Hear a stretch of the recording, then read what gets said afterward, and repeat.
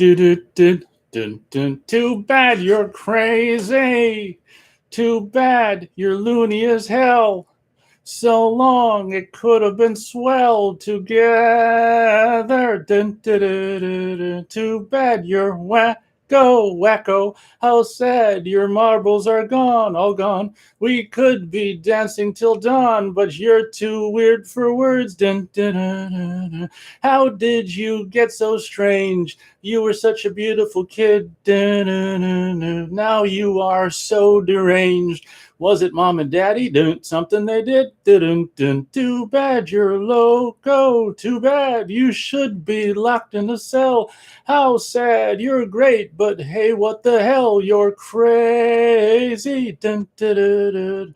You're off the deep end, bon voyage. Your life's a practical joke. Well, damage. I'd bail you out, but I'm broke. Your brain's completely fried. Life's just a party trick to you. Clown jokes and lots of whoop-de-doo. It's time to put that on the shelf. Loving you is a three-ring circus. You do look fetching, too bad. It could be catching, ye gads. I'm a little bit crazy, my. Just a little bit crazy, my. I'm a little bit crazy myself. Dun, dun, dun, bump. All right. If any of you haven't seen April Fool's Day from 1986 or whatever, you might think I'm a little bit crazy myself. I just thought I'd intro this week's show with, I don't know if it's a theme song. It's just a song that's played in the end credits from the film by, I think from 1986, by the name of April Fool's Day. Seeing as how this is April 1st, 2021, I only thought it made sense to start the show with me singing that song. So there, I sung it. Whoop-de-doo. This is the first time doing the show scheduled at starting at 9 p.m. Central Time on a Thursday. I've started the show basically, I think, January 1st this year. Did a couple test shows, and after the second test, I finalized on every Thursday at 1 p.m. Central Time. So because of the ever-increasing warm, nice weather, I decided to change the start time, as you guys may or may not know, from 1 p.m. Central Time to 9 p.m. Central Time. We'll see who shows up. Looks like Iron Rooster already showed up. He said, hello. Yes, I've watched it. Sounds like Iron Rooster's seen April Fool's Day. Did you happen to get your Forest Blu-ray yet? And if so, do you got a slip cover? I would assume you had. So we're just gonna, I don't know, we'll probably do, well, assuming anyone shows up, we could probably do at least 2 hours tonight. As I said, I'm interested to see who shows up and how many people show up for the new time. Unfortunately, like I say, unless the UK listeners are just staying up all night and never sleeping, we probably won't hear from any of them live in the show, which is a regrettable situation or whatever. Iron Rooster says, yes, I got the slip. Okay, very cool. The slip on that thing is just beautiful. And if you look on Amazon, some of the first reviews for that new Blu-ray of The Forest really complain about the movie, which again is just like, what the fuck? What are you expecting? Like Lord of the Rings, or what the fuck are you expecting? But they, one thing they do say is even some of the people that complained about the movie actually do admit that the cover art is amazing. And I agree that the cover art for the new Blu-ray release of The Forest, especially with the slip cover, I think I always call them slip cases. I can probably call them both things, is just beautiful. So I'm just seeing 2 people here, which might just mean you, Iron Rooster, which is fine. Anything you want to talk about while we wait for potentially other people to show up? I don't really know what to say, and while we're waiting, I guess I can say that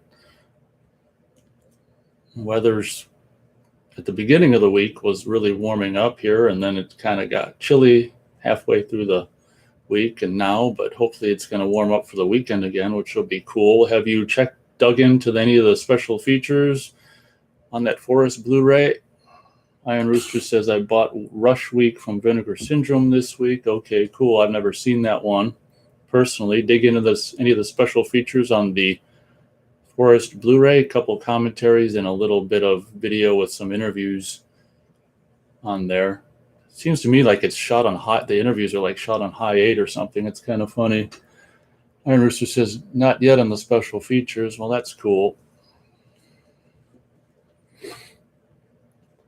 Yeah, I didn't know until I listened to the commentary. Well, I got the DVD back, I don't know whenever the hell that came out, but I didn't realize that the guy who plays the guy, weird, the crazy guy in the woods, was actually married to the brunette woman in the movie, which is something that's kind of, you wouldn't really believe it looking at her and looking at him, but they were married. I guess she was purported to have died since the movie was made. She's no longer with us. So Gary Kent was, and I guess from what I understand, she may have been, Gary Kent was like a stunt, or was like a stunt man. And from what I understand, she was kind of a stunt woman, and she did that dive off the rocks into the water, that was her in the movie, which was like really probably high and really cold water from what I understand. So Iron Rooster says, oh, wow, yeah, the brunette, the lead, the brunette lead woman was married to Gary Kent, the weirdo in the forest. So that's probably how she landed. It'd be interesting to know. I don't know if they say it in the commentary, but I don't know who got the job first. Did she get the job and, hey, my hubby's a stuntman, or did he get the job and, hey, my wife's a stunt woman? But I imagine someone got the job in that movie. I don't know if they mentioned it in the commentary or not, but so far, I think it's just you and me, Iron Rooster. As I said, I haven't seen or really even heard of Rush Week, but Iron Rooster says he bought that from Vinegar Syndrome this week. So did you buy it from the website? It's Vinegar Syndrome website or Amazon?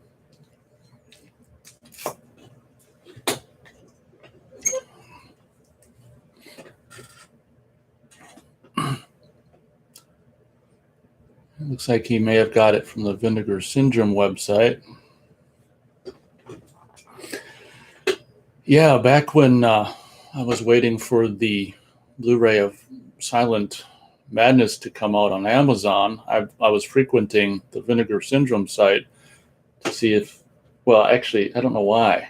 To see if the numbers of the limited Blu-ray was going down or whatever. And it occurred to me that I found some stuff after the fact it was sold out. They had some really cool, or at least one cool extra thing that they were selling, like a Silent Madness Viewmaster with some, like from the 80s, It's like a Silent Madness branded Viewmaster and a disc of 3D frames from Silent Madness, which was such a cool idea, which are all sold out, but you can probably get it on eBay if someone wanted to, which I don't think I'm willing to pay what people want for that. But how cool is that idea?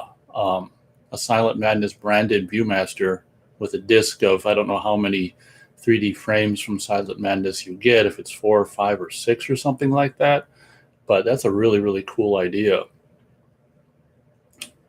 And Rooster says, I watched Silent Madness last night. The lead woman is beautiful. Yeah, that was the same thing I saw as well. And it was kind of like, the male dog, or the male dog aspect of me was like, I hope her shirt comes off before the movie's over. But, that doesn't happen too terribly often with the leading actress in movies. It does happen. What the hell did I just watch? I just watched some horror movie recently where, the female lead's, top comes off. I don't know what the hell. I watch so much crap. Iron Rooster says, that is cool. eBay will be outrageous. I don't think they're asking too terribly much, but I mean, it's probably, upwards of close to $100, probably past 50. And for a Viewmaster, even if it is Silent Madness, I can't remember that title for the life of me branded. It's kind of expensive. So I'll just watch the movie in 3D. Looks like, we're basically just the number of participants is at 2, and it goes up to 3 and goes down to 2. And like I've said in past shows, I think when it's 2, it's really 1. Because I think they give you a feel good 1 no matter if anyone's showing up or not. Or like someone's mentioned in past show, maybe that's the 1 is, the show, the streamer. Iron Rooster says, ever heard of Hitcher in the Dark? It's a Vinegar Syndrome release. No, I haven't.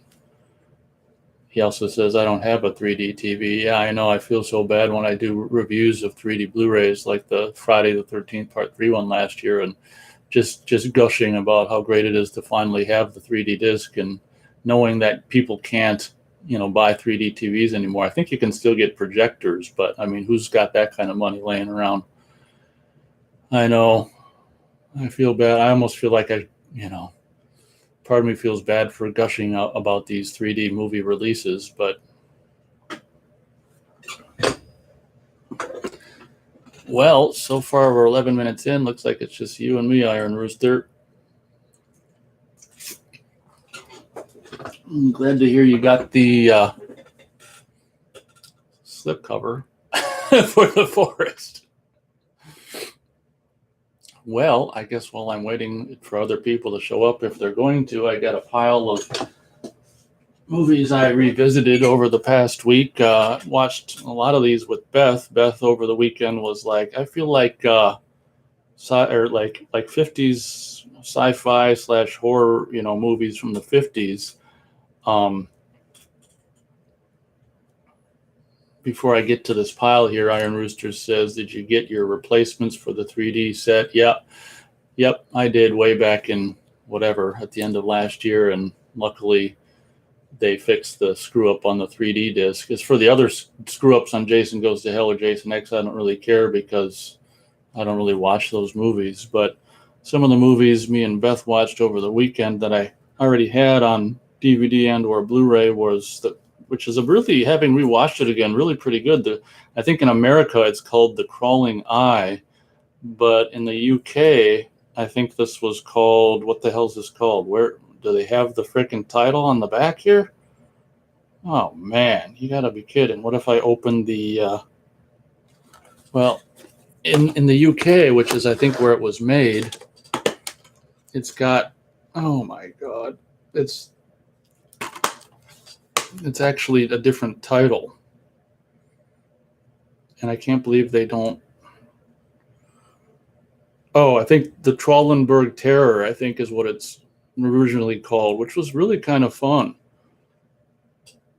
I have the Image Entertainment Blu-ray of it, and or not Blu-ray, DVD rather, and we watched that. And that was actually kind of fun. Like it's kind of get the impression that UK B movies in the 50s were actually more high class than B movies in the 50s from the States.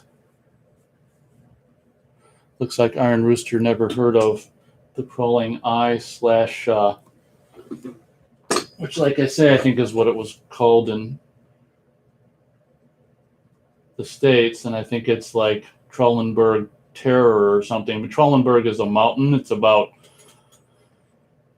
mountain climbers getting attacked by creatures on a mountain and having their heads ripped off and stuff.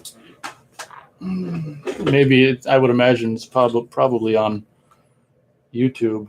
And then this Blu-ray that I got, it came out, I think, kind of recently from Scream Factory. It's another schlock movie from the 1958 by the name of The Screaming Skull.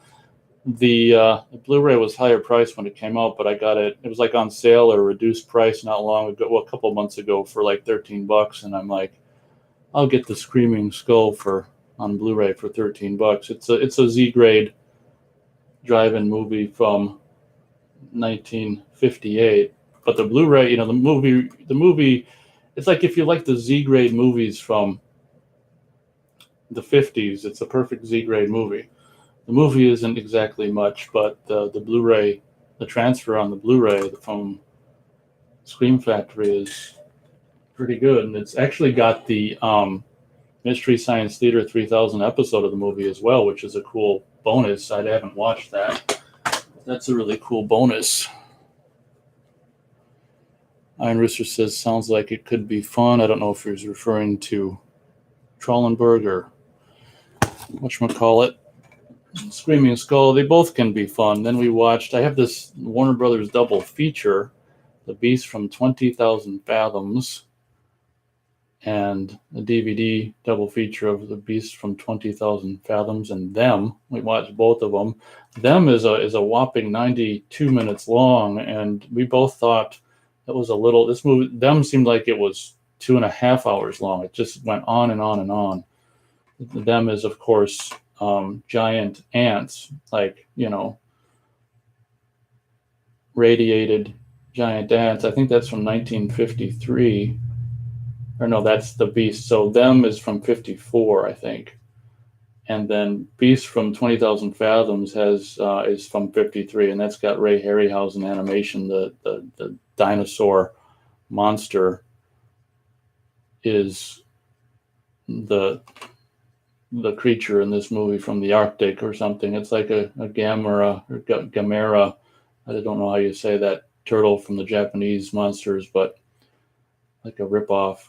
It kind of starts like Gamera, but Beth was on a 50s B movie kick over the weekend. So we did 4 50s B movies, and then I don't know if it was last week or at some point I was reminded of the fact that this Hitchhike movie, with David Hess in it and Franco Nero and Corinne Clary. I've got the Blue Underground DVD. I revisited that, and I just assumed Blue Underground would have done a Blu-ray at the same time, but I looked and I don't think they ever did a Blu-ray. Some other outfit from like a non-US company, I think, did the Blu-ray. Rario Video or something, but anyway, I was contemplating getting a Blu-ray, but it's not really readily available in the States, so I think I'll just stick to the DVD of Hitchhike.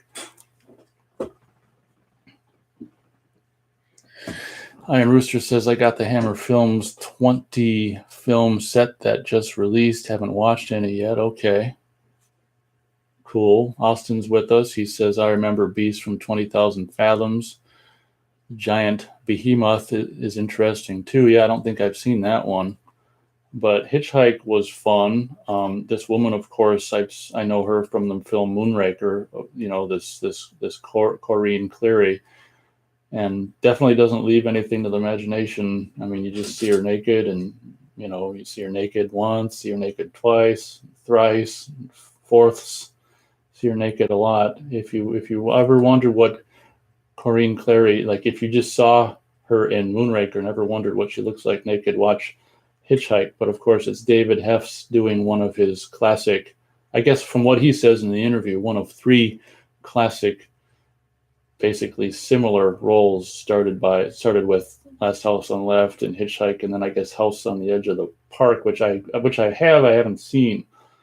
But Hitchhike is kind of fun. It's I think it's a little longer than it needs to be at 104 minutes. But I like the 3 actors, Franco Nero and Corinne Clary and David Hess. So I've got the Blue Underground DVD of Hitchhike. And then since the price came down, or I don't know, to $20 for me in the States, I went for it and got the Restaurant Collector's Series Blu-ray of Chopping Mall, and I showed Beth that for the first time. And I'll probably do a review of the movie and the Blu-ray coming up soon now that I'm resuming video shoots. But Chopping Mall is kind of fun. Looks like we've got commentary with the director and Kelly Maroney and co-writer / second unit director, and isolated score track, trailer, some featurettes. So pretty decent package. I mean, I was interested in this when it came out, but these restaurant video Blu-rays were really expensive when they first came out, and a lot of them still are, I think. Austin, I think last week he let us know that he ordered Witchboard 2 on Blu-ray, and he just says now he got it on Blu-ray. I'm pretty sure I have reviewed the first movie and the Blu-ray of it. So I've never seen the second Witchboard. Iron Rooster says Chopping Mall was a cool flick. Yeah, what's his name? Is it Jim Warinsky? He'd go on to direct, Return of Swamp Thing and Sorority House Massacre 2, and he's done all kinds of stuff. But I thought it was really pretty kind of fun. I'm surprised that mall let them have fires and do all that stuff that they did in the movie. But it's kind of a fun movie, and classic 80s Barbara Crampton and Kelly, what the hell's her name? I'm looking right at the damn Kelly Maroney, and the guy from Friday the 13th Part 2. He's not showing his name on here, but what the hell else was I going to say about it? Oh, yeah. Was it Dick Miller's got a really short little role? Like at the very beginning of the movie when they're, showing the film about the security robots, there's all kinds of cameos. There's like Angus Scrimm is in the audience and asks a question, and he doesn't even get a close-up. I don't know what the hell the deal is with that. But then you've got the guy from the bad guy from Revenge of the Ninja who plays one of the chicks' dads in it and stuff. So it's a fun movie. Like I say, I got the Blu-ray for $20, so I'm like, I'll pay that for the Blu-ray of Chopping Mall. Iron Rooster says, I need to get the Vestron release of Slaughter High. Yeah, I'm not exactly sure what the cost of that one is. They all have, varying prices, I don't know if Chopping Mall just recently came down or not. Summerhill Cinema 700 in the last week's show, I think mentioned that, or wait, he wasn't here last week. Well, maybe it was a show before that, or he mentioned at some point that Chopping Mall Blu-ray had come down where he is in Canada, so I thought I'd look into it. So I was able to snag it for $20. So we're about 22 minutes into the show, and as I kind of feared, because of the time change, not a whole hell of a lot of participation, but I appreciate Iron Rooster and Austin Wilcutt showing up and participating.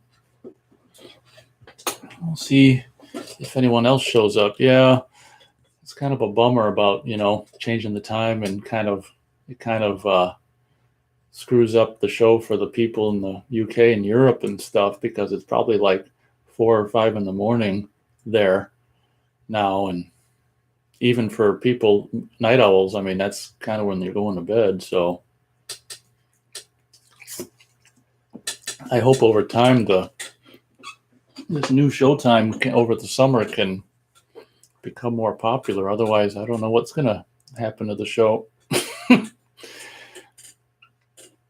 Chances are in the warmer weather months, the show won't be so popular. So as I say every week, it's kind of I don't know if I say it every week, but as I've been known to say, it's kind of a week-to-week situation. So we'll see how tonight's show goes and next week's show goes. And if the turnout's sucky, we might just have to say, fucky it. Iron Rooster says, I revisited the Silent Night, Deadly Night series this past week. Part 4 is horrible. I'm trying to remember which one 4 is. That's the one with the Part 4 is probably my least favorite. That's the one with basically a completely different movie, and they just put the Silent Night, Deadly Night title on it. It's the one with the witches or whatever. One thing I do like about that movie is that lead girl is like crazy hot. I say that in my review of the movie. Yeah, not crazy about 4, although I do like 5 because it's got the killer toys. So I agree with Silent Night, Deadly Night 4.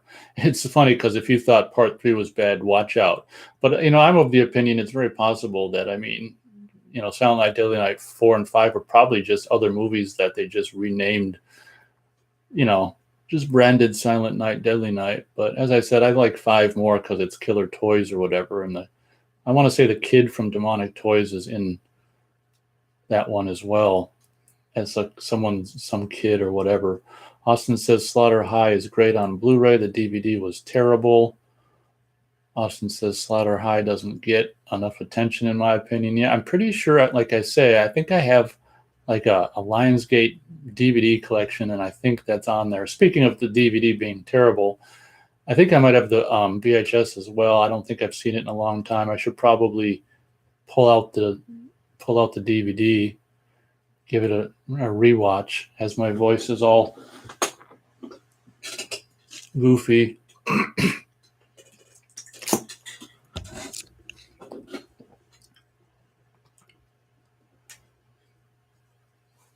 So Austin says Slaughter High doesn't get enough attention in his opinion, probably because Slaughter High had such shitty home video releases before Vestron did it right. That could be it. I don't know the history with that movie. Iron Rooster says it was cool. Bill Moseley was in 3. Oh yeah. Silent Night, Deadly Night 3. Yeah, Bill Moseley as the most unthreatening freaking killer in history. Like, the only way he's going to kill you is if he just freaking sneaks up on you. How about the very end of the movie where someone says, like, Merry Christmas, and then they fade into this character with the bubble brain, and he's got like a New Year's hat on or something in a tux or something, and he's like, and a Happy New Year. It's just like so pathetically stupid. It's great. And I was kind of surprised because when Scream Factory put out Silent Night, the first one on Blu-ray, and then the year later they put the second one out. I was kind of hoping for the third one, the third year in a row, and they never did that. And they probably figured, no, there isn't big enough demand for Silent Night, Deadly Night 3, which is understandable because it pretty much sucks. But I might, it'd be fun to have like a Bill Moseley commentary and Silent Night, Deadly Night 3 Blu-ray or something. I'd potentially buy it if it had a Bill Moseley commentary. Austin says Dollman versus Demonic Toys is a riot. Yeah, I don't think I've ever seen it, so amazingly enough. Iron Rooster says I've never watched Demonic Toys. Yeah, me and Beth watched that not long ago because she's a fan of Dolls and Puppet Master, and I'm like, oh wow, the guy, the producer who did Dolls and Puppet Master did this other toy killer movie called Demonic Toys, and she thought it was pretty good. She liked the killer teddy bear.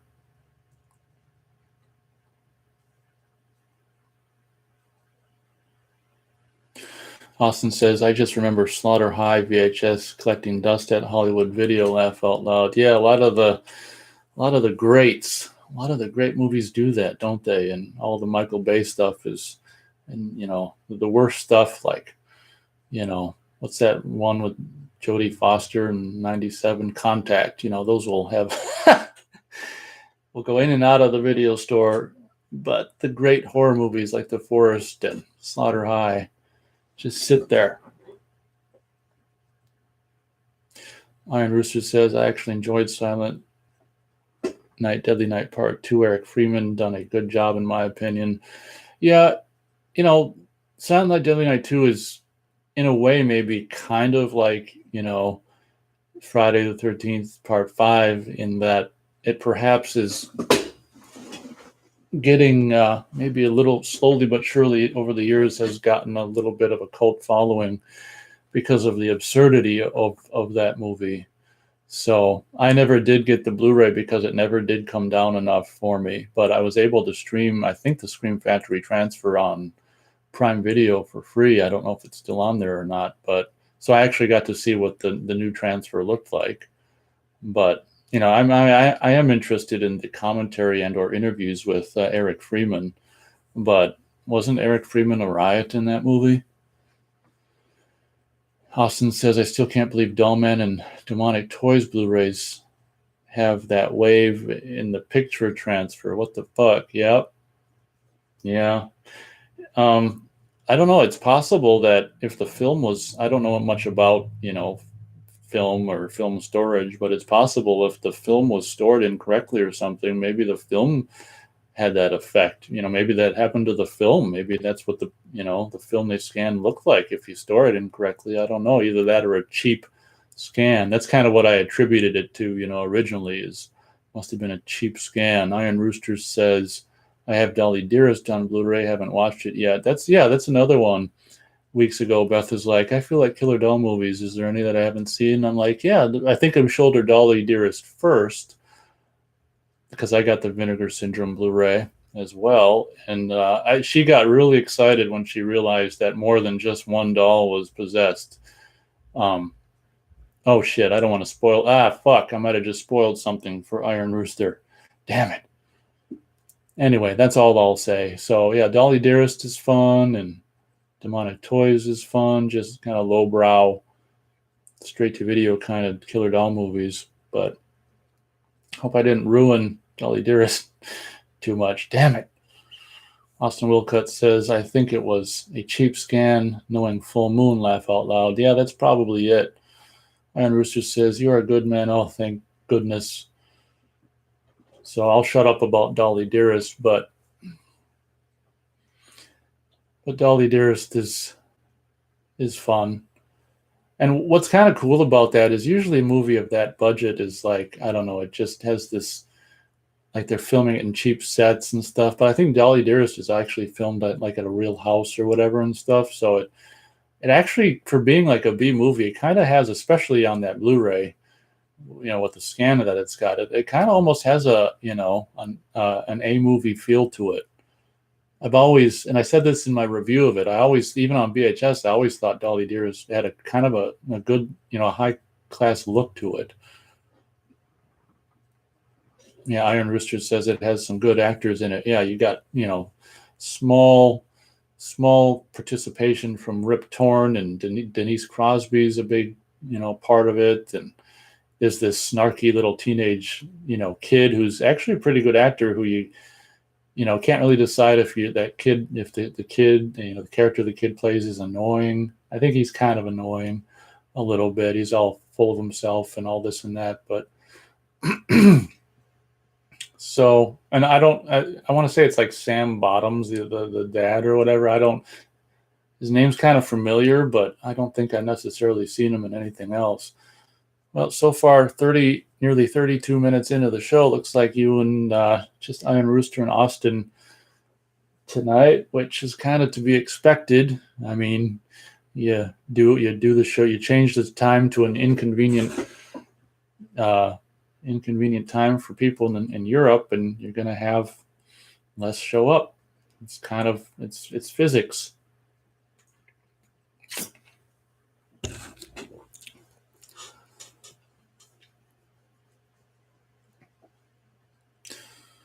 Iron Rooster says, what is your favorite Vinegar Syndrome release that you have bought? That's a good question. A lot of these questions, like question like that's kind of almost one I need to think about.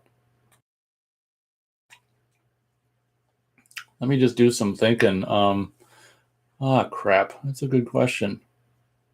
You know what? Yeah, I think this is a no-brainer. I think that whatchamacallit is just an amazingly goofy, stupid movie, and we watch it like every Thanksgiving. I can't think of Blood Rage. Blood Rage. I hope you've seen Blood Rage. That's just an amazingly goofy, stupid movie in just the best way possible. So Blood Rage might be my favorite Vinegar Syndrome release. And Iron Rooster says, hell yeah, I think you've seen it, and maybe you've got the Blu-ray as well. That's just, that was one that I actually blind bought. I just looked at their little promo trailer that they made on the YouTube page, and I'm like, oh my God, this thing is perfect. And the movie just lived up exactly to what I'd hoped it would be. It's just such a amazing, just goofy ass movie, and frickin' Thanksgiving horror movie. It's one of the only ones I know of. I mean, there's Thanksgiving, of course, which I haven't seen, but Blood Rage has kind of become an annual tradition along with Planes, Trains, and Automobiles. Iron Rooster says, great choice. The drive-in opening. Oh, I love the drive-in opening. I wish the movie could have spent more time at the drive-in. The beginning of that movie, I'm a huge drive-in movie enthusiast and aficionado and fan. In the beginning of that movie, I was so excited when I first saw it. I'm like, oh my God, this is such a great depiction of a drive-in movie theater. And it's so cool to have, like, the first couple murders happen at the drive-in movie theater. So, kind of a la Drive-In Massacre, if you will, or whatever. But that was, yeah, the opening scene at the drive-in movie was just so fun. And that woman who I think was formerly like Woody Allen's Squeeze or something, that woman who's in that movie is just so, it's almost like she's playing the movie for laughs. It's that woman is such a funny, such a dry, her her characterization in that movie is just so funny. And the guy who plays the twins, the grown-up twins, is just so funny as the bad twin. Iron Rooster says actually blind bought it also, wasn't disappointed. Yeah, I think someone in a past show asked me what my like best blind buy experience was, and that one came to mind. I'm like, you know what? Blood Rage is probably one of my greatest, most successful blind buying experiences ever. Austin says, thoughts on the Howling franchise? I wasn't initially a fan of the first movie, but it's grown on me over the years, and I'm sad to say I don't think I've seen the second one. I've got the third one like on DVD, but I don't know if I've seen the second one. Isn't the tagline like your mom's a werewolf or something? Yeah, so I'm not very familiar with the Howling movies past the first one. I'm pretty familiar with the first one, and as I said, wasn't a fan of it because like in the mid '90s, they did a special edition Laserdisc of it. I think Image Entertainment put it out. It was the first time probably it ever got a new scan and some, probably a commentary with Joe Dante and stuff and some special features and stuff. And I rented that in the probably 95 or 96 and wasn't crazy about it, but it's grown on me over the years. I just got the DVD, and like I say, I've got a DVD of Howling 3, but I can't remember much about it. Iron Rooster says, what about your favorite Shout Factory release? Yeah, that's a trickier one because I've got a lot more Shout Factory releases than Vinegar Syndrome. That's a more tricky one. I mean, I guess I could possibly say, the Friday the 13th collection they just released would be a good answer. That was just a godsend, especially for the 3D version of Part 3, and original mono on Final Chapter and New Beginning and stuff, not to mention the new scan of Final Chapter. Oh my God. So that might have to be, it's probably not my definitive answer, but obviously the Friday the 13th collection is a huge, to me, and it's like my favorite franchise. So that was a godsend, that release, I'll tell you that. I'm just so glad they fixed the Part 3 disc.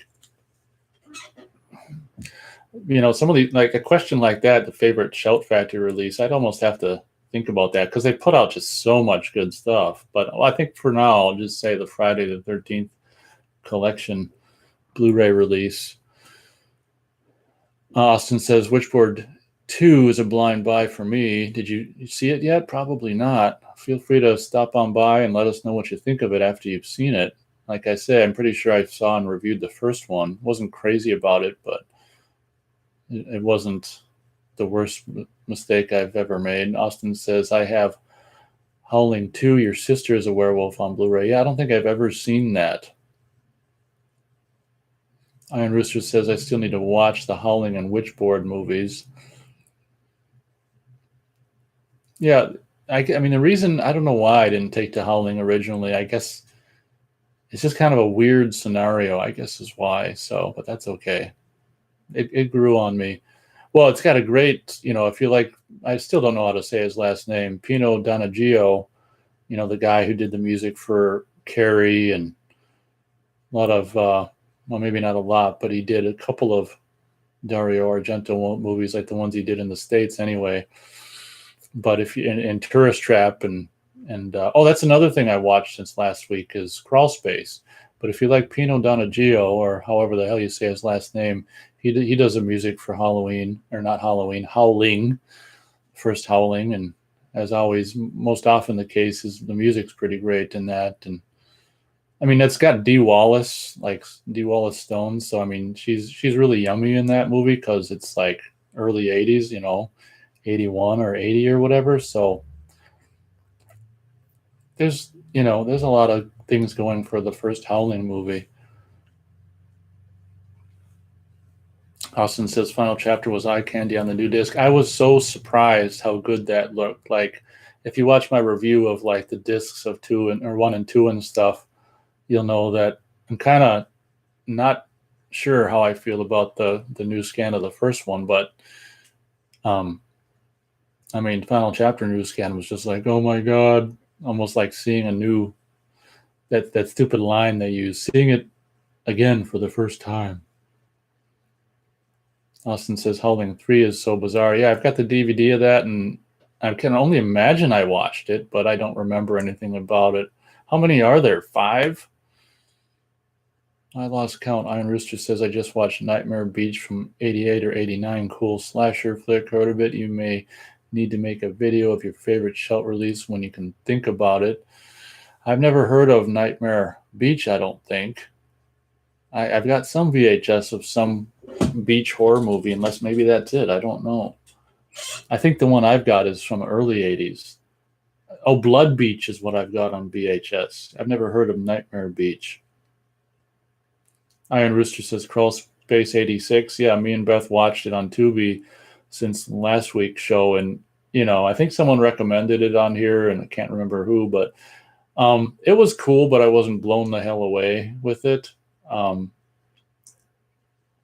didn't know that. See, crawl space can also mean like if you've got like under your house, you've got a shallow basement where it's not dug deep enough to call it a basement. It's like a crawl space. So I thought that's what it was. And the crawl space in that movie, for that movie's purposes, was like he was just crawling through the air ducts. So, I not like it really matters.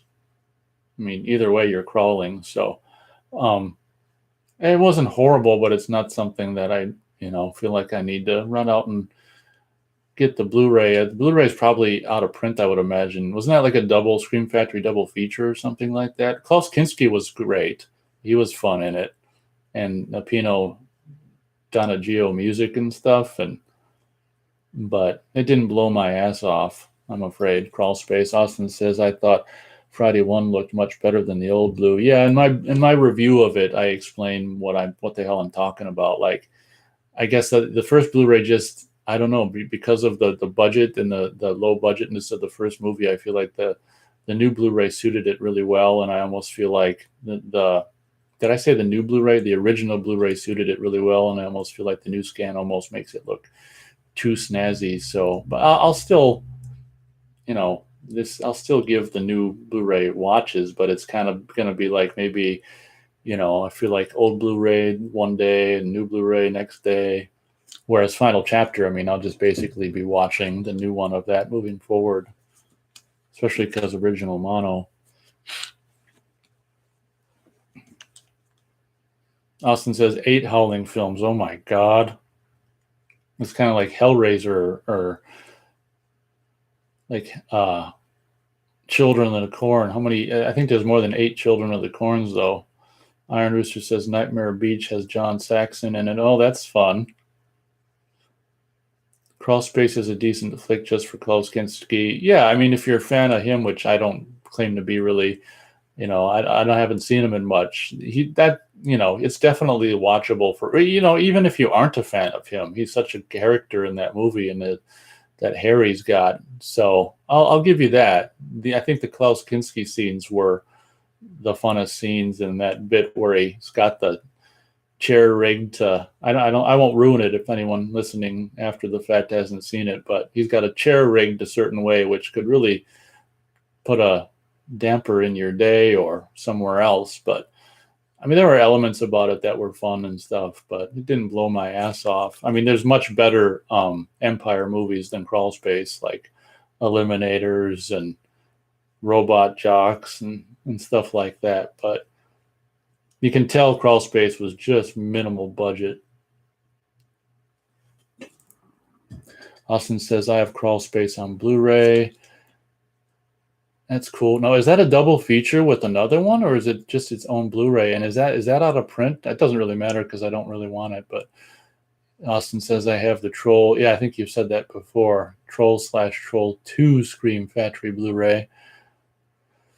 Austin asks, have I seen the Highlander films? I think I've seen the first two. I'm not crazy about the Highlander films. I can remember renting the second one not long after it came out on video and being a fan of Sean Connery from Hunt for Red October at the time, and was really pissed when, well, I won't say it in case anyone listening after the fact doesn't know what happens, but I was pissed being a Sean Connery fan with the second one. Did that happen in the second one? I think it happened in the second one.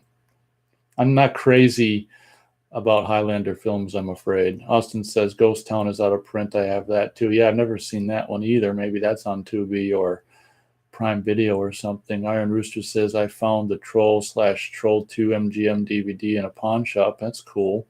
Austin says Crawl Space is not a double feature. Oh, okay. Iron Rooster says Schizoid/X-Ray is the double feature you are thinking about. I'm pretty sure I've got Schizoid on VHS. I don't remember it, though. Austin says Highlander 2 Renegade cut is much better version. The theatrical cut is so bad. Well, I can agree with that. I'm pretty sure the theatrical is all I would have seen. All right, guys, we're about close to 46 minutes into the show with a lackluster show up, but what are you going to do? Once again, I appreciate those who did show up.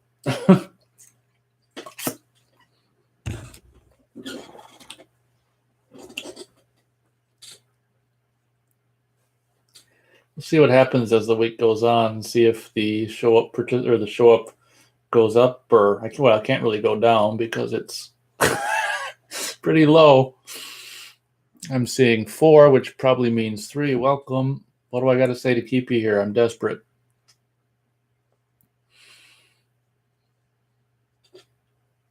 Austin says, let's see. He asks if I've seen Jacko. No, I don't think I have. That's familiar, though. I think I can picture the cover.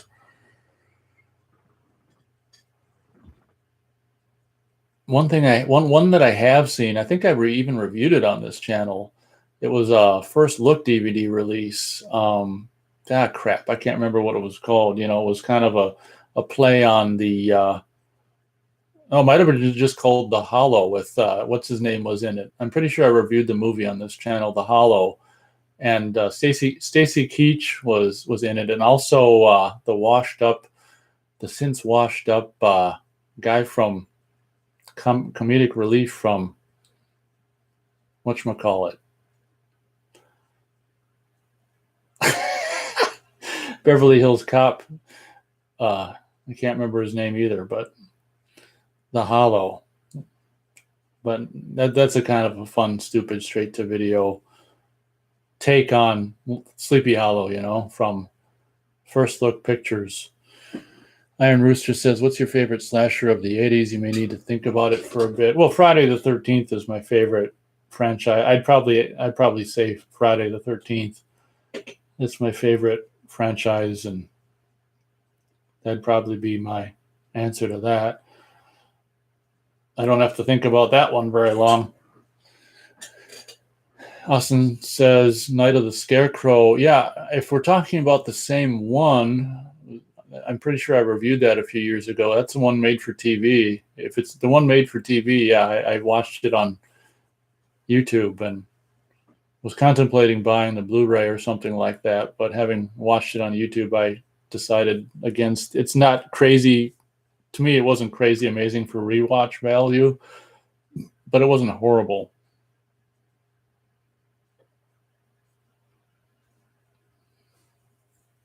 Oh, maybe the one I'm thinking of was Dark Night of the Scarecrow. Shit, I don't know. There's so many Scarecrow ones. Austin says Night of the Scarecrow is out of print and very expensive. Yeah, Dark Night of the Scarecrow is the one I'm thinking about. Austin says it was another film that was a TV movie with Larry Drake. Yeah, okay. So I haven't seen Night of the Scarecrow then. Austin says, have you seen Dr. Giggles yet? Yeah, I saw it back in 1993. Where were you? Just kidding. But I've reviewed it. It's one of my most viewed reviews on my channel. If you wanted to look at my review of Dr. Giggles, I'm a pretty big fan of it. As I said in the review, it came out in the early 90s, but it's kind of got an 80s slasher feel, Dr. Giggles. Yeah, I'm a fan of that.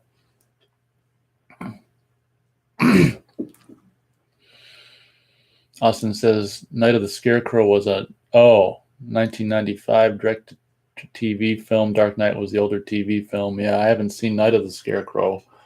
Austin says I have a DVD. Dr. Giggles needs a Blu-ray. Yeah, it's on Blu-ray. I talk about it in my review of Dr. Giggles. It came out with some double feature Blu-ray with Otis or some shit.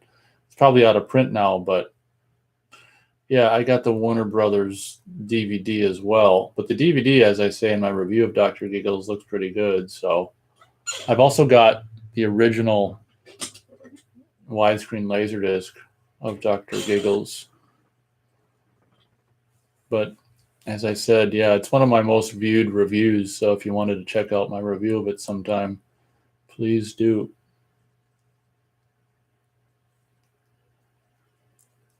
Iron Rooster says, have you ever heard of Savage Weekend from 1976, but not released until 1980? It has the sheriff from Jack Frost in it. Forgot his name.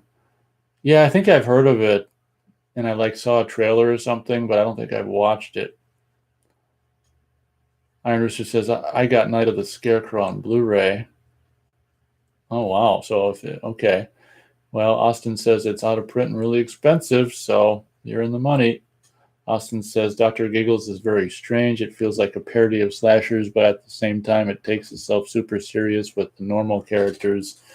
Yeah, it plays, the scenes, like whenever there's a scene with actual Dr. Giggles, it's kind of, goofy, but I think I mentioned something to that effect in the movie as well. It's like, because then you've got that main girl character who's got like a serious condition, and it seems like he seriously wants to help her, but he's not necessarily. Yeah, it is. I'll agree with that. It is weird.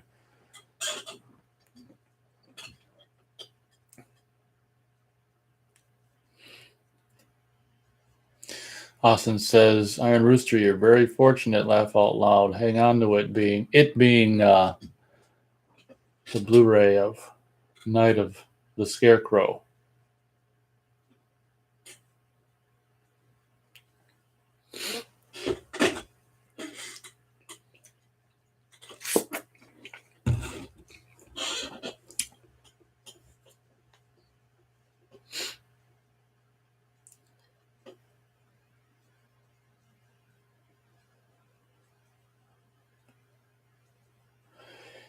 Yeah, change the time and lose your listeners.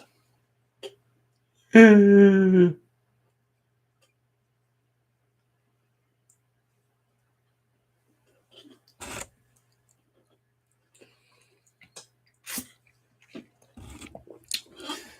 up on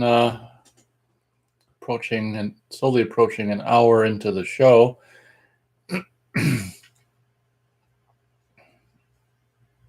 Iron Rooster says, I still can't believe the Halloween box set I bought at Walmart is going for over $100 now. Yeah, which one is that? Because they put out. Are you talking about the Scream Factory one? Because they put out two different versions. I can only assume it's the smaller one. I've got that too. The lesser of the two. I've got the lesser of the two. And it's kind of, I got that previously viewed years ago, and it's kind of goofy because, I don't even really like necessarily the movies past 3 much anymore. So it's especially past 5, like past 4 is even, like 4 is okay, and like 5, yeah, anything past 4 is almost hard for me to watch these days. So it's kind of goofy that I even got that collection, because it's not like I watch anything past 5. Iron Rooster says, yeah, not the deluxe, the smaller one. Yeah, that's what I got too. It's just, yeah, for me, I mean, it's probably because I'm an anal OCD SOB, but for me, I mean, I can't really watch, or maybe I should say I don't watch Halloween movies any other time but like September, October. So, I mean, I guess a person could, but it just feels goofy to. So they're almost, they don't get a lot of use.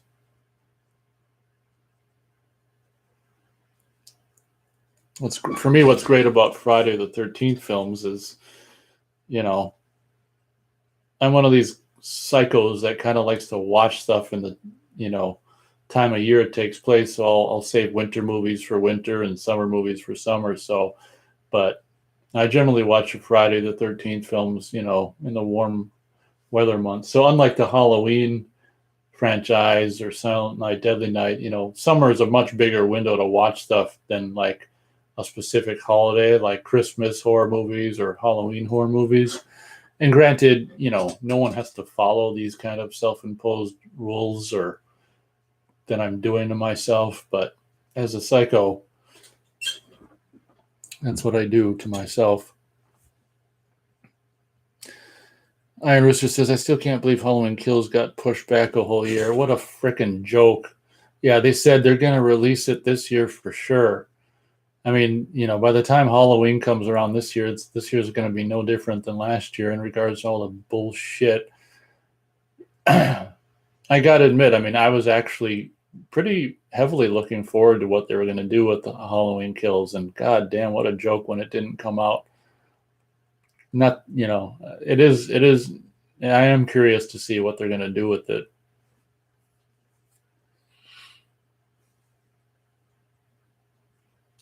So does anyone know if they filmed Halloween the third one yet? I assume they did them at the same time, but I don't think they may have just done did because if they didn't film the third one, then chances are they won't, or I don't know what the fuck's going on with that.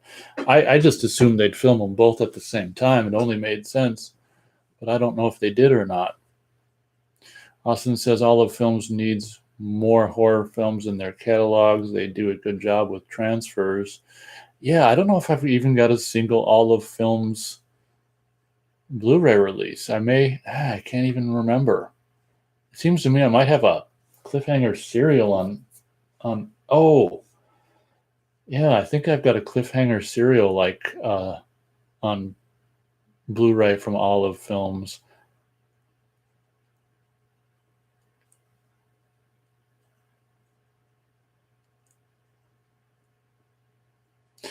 Iron Rooster says, exactly. I agree, Nate. Yeah, it's like our theater's going to really be opened up anymore this October than they were last October.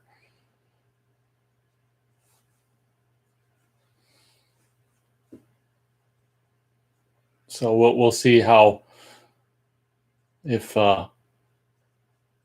Halloween Kills actually comes out, or if they have to go the streaming route.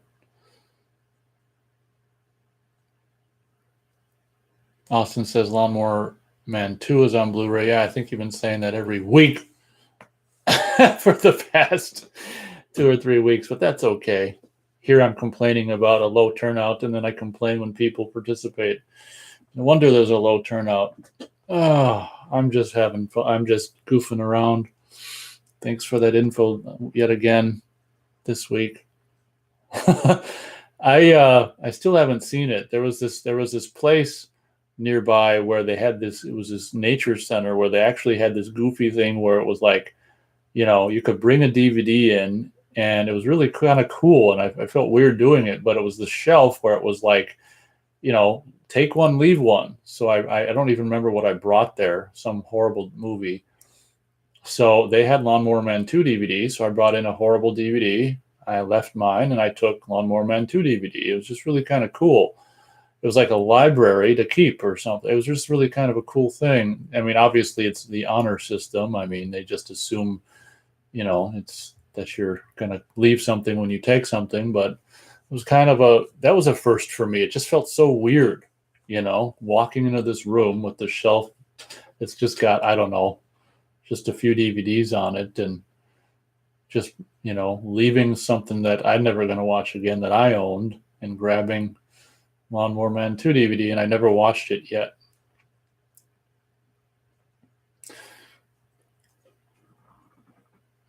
Iron Rooster says, I plan on watching Halloween Kills at the drive-in so I can get the poster. So I don't get that. Like when they show movies at the drive-in, you can get a poster for whatever shows there. That's cool. Yeah, well, that's one cool thing about drive-in movies is that they're doing really well. They did really well last year, and I can only assume that, they're going to do really well this year. And one of them, the closest one to me, is opening up tomorrow. It's going to be a little cold to go. I won't be going tomorrow, or this weekend, but it's like, it seems almost like the last 2 weeks you mentioned it, but that's okay. I was just goofing around. Iron Rooster says, if you ask, they will give it to you right out of the light box. Oh, I see. So you just go there and, pardon me, ask for their poster. Well, that's cool. Austin says Lawnmower Man 2 is an interesting train wreck. Yeah, I don't doubt it. Job's War. Iron Rooster says never watched Lawnmower Man. Yeah, that's one that my dad and I saw back in the second run theater when it came out. It was, right after T2, and T2, of course, one of the huge points back in the day was the computer generated effects of the molten Terminator, character, and Lawnmower Man was all about, it's got computer generated effects just like Terminator 2. Some early 90s computer generated effects.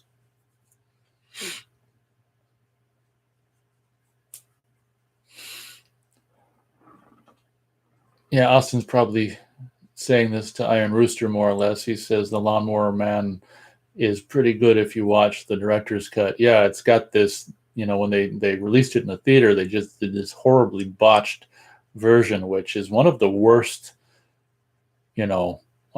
botched versions of a recent A movie in recent memory that I've seen. Because if you compare it to the extended one, it's just like, oh my God. It cuts so much out. Austin says T2 was jaw-dropping back then. Yep, exactly.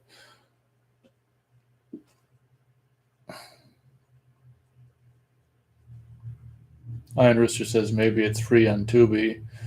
Could be, or on, if it's not there, maybe someone put it on YouTube. That's one great thing about YouTube is, a lot of times you can find stuff there too.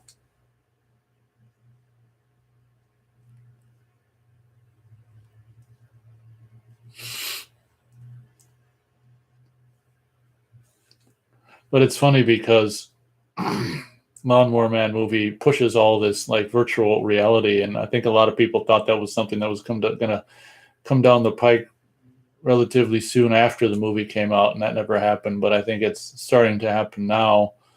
Just took a little longer than they thought. I'm not really interested in doing that myself, because of the age I am, my generation I am. I'm more when it comes to video games, I'm more of an early '80s video games enthusiast, or just '80s in general. '80s video games. So I'm not in for these current kind of video games at all and stuff. So I'm not into the VR or anything like that. That just seems nuts. I really think that that's what they're going to do. If anyone's seen Ready Player One, it's pretty much a civilization where everyone's life is ruined and people's trailers are stacked on top of each other's, and people's lives are going to be so shitty that that's what it's going to be, is a future where everyone's living inside VR and to escape reality. And I think the movie Ready Player One is,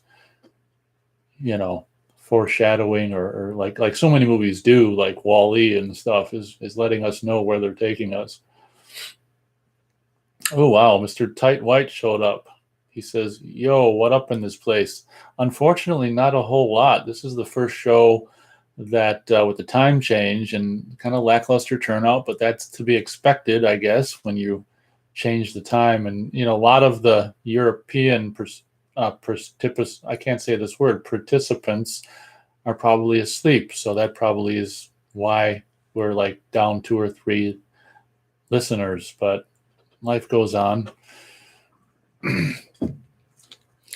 Austin says the Lawnmower Man theatrical cut is like Highlander 2, but not as bad. The director's cut is a legit sci-fi film. New Line, we're idiots. Iron Rooster says, what is your favorite Italian horror movie? I know you said you like Argento. Yeah, that's another one that's something a person would have to think about. I mean, yeah. I mean, I guess Zombie kind of comes to mind. Suspiria. Me and Beth just recently watched Deep Red, and I got to tell you, the full version of it that's like 2 hours long. It's a little long, isn't it? She was kind of getting well. She was frustrated. She doesn't really like reading subtitles, so whenever it goes to the non-US version, it's where English was never recorded for it. It goes to subtitles, but I think Deep Red, like the full version's a little long, to be honest. But I'd say Zombie or Suspiria or City of the Living Dead or Gates of Hell or whatever the hell it's called. I mean, it's hard to answer them questions on the spot.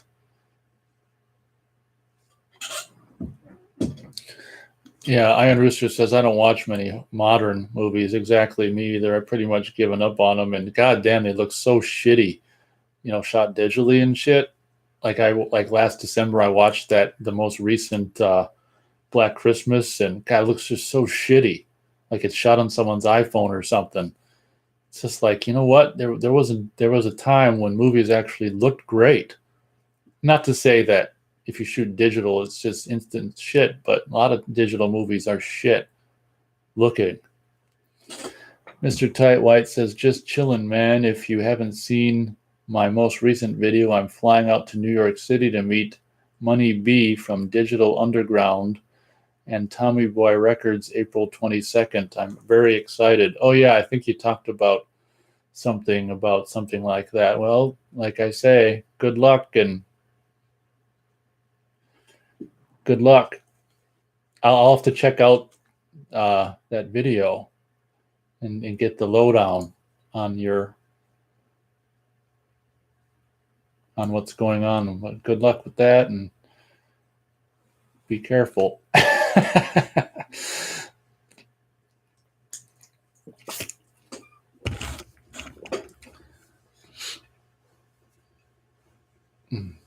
Iron Rooster says I'm Central Time, so the time works great for me. Oh, there you go.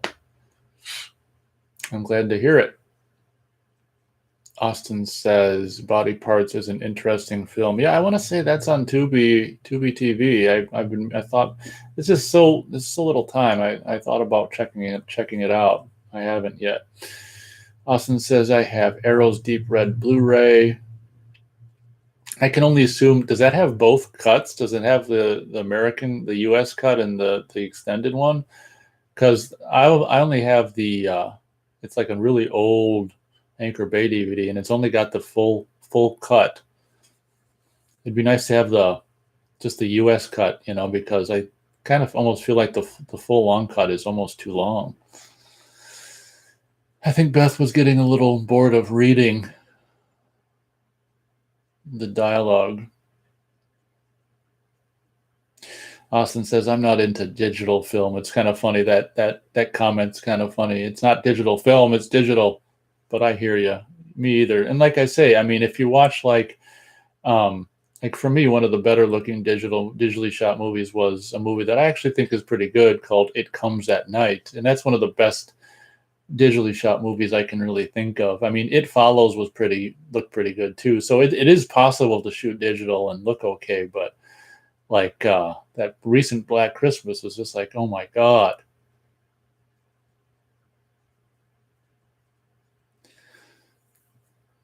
Iron Rooster says, I like the grain look on the older movies. Yeah, exactly. Same here. I'm a grain guy, and I just love the grain. That's why I wasn't crazy about the recent the Criterion Blu-ray of Elephant Man. I was like, God, I don't see any grain there. I like grain. I can only assume there isn't much, because it's not like I hope Criterion wouldn't reduce grain. Austin says, "Have you seen Black Christmas 2006?" Yep, I reviewed it on this channel quite a long time ago, probably close to 10 years ago. If you wanted to check out my review of Black Christmas 2006, I definitely like it more than the most recent one, but that's not saying much because the most recent one is one of the worst piles of shit ever. But yeah, um, I haven't seen '06 Black Christmas for a while, but I actually like what they did. That's an example for me of doing a remake, taking an original idea and expanding on it in a really kind of a creative way. And I talk about that in my review of it as well. They take elements from the original and embellish and add to it details. So without ruining it or spoiling it, I guess maybe that's all I'll say. But I should have watched that last December as well. Maybe I'll watch it this December if the world makes it to December this year. But yeah, I actually like Black Christmas 2006. Mr. Tight White says, I talked about it and you still have not seen it. Come on, man. Be supportive. Yeah, I'm trying to be supportive.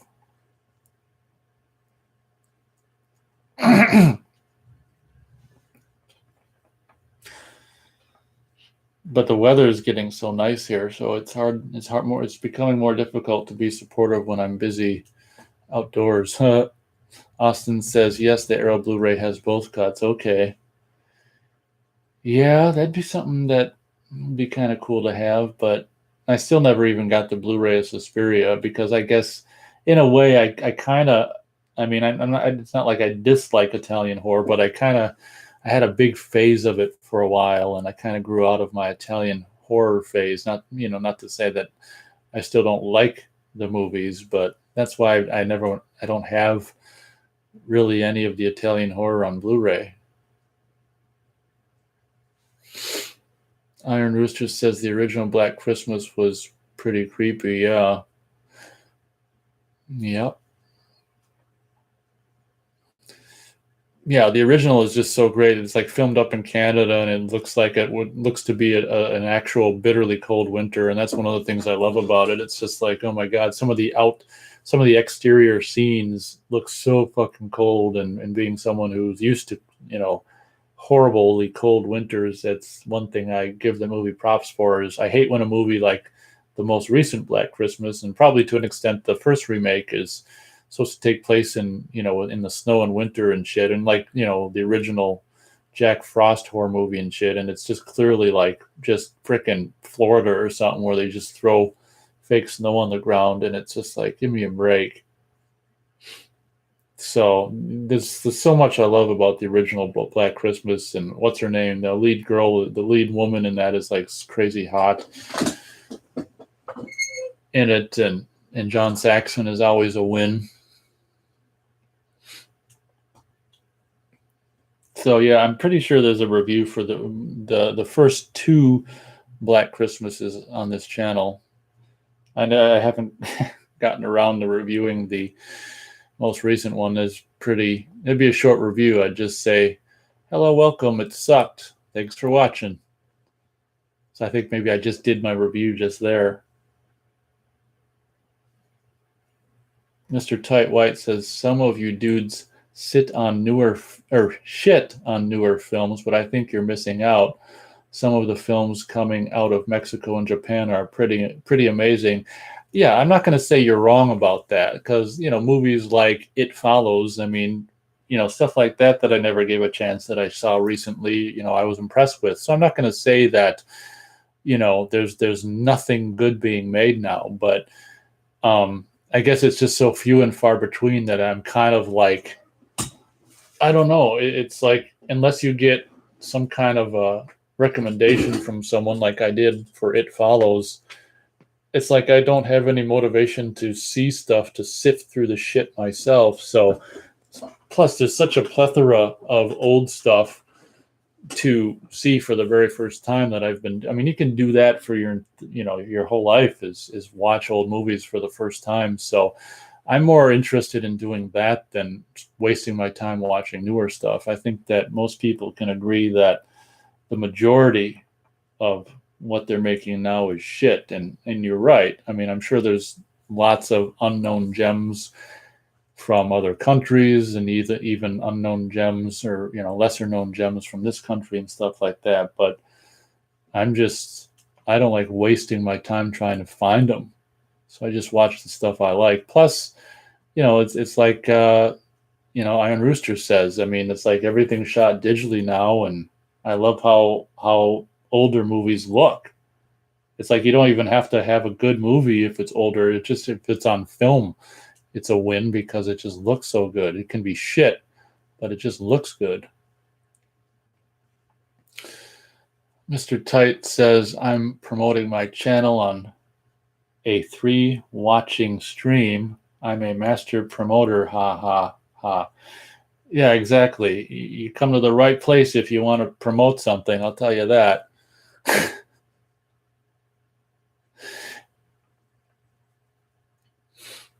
Don't kid yourself. This particular show might get up to 50 or 60 listeners within a week or two. So you're going to be more promoted than you can handle.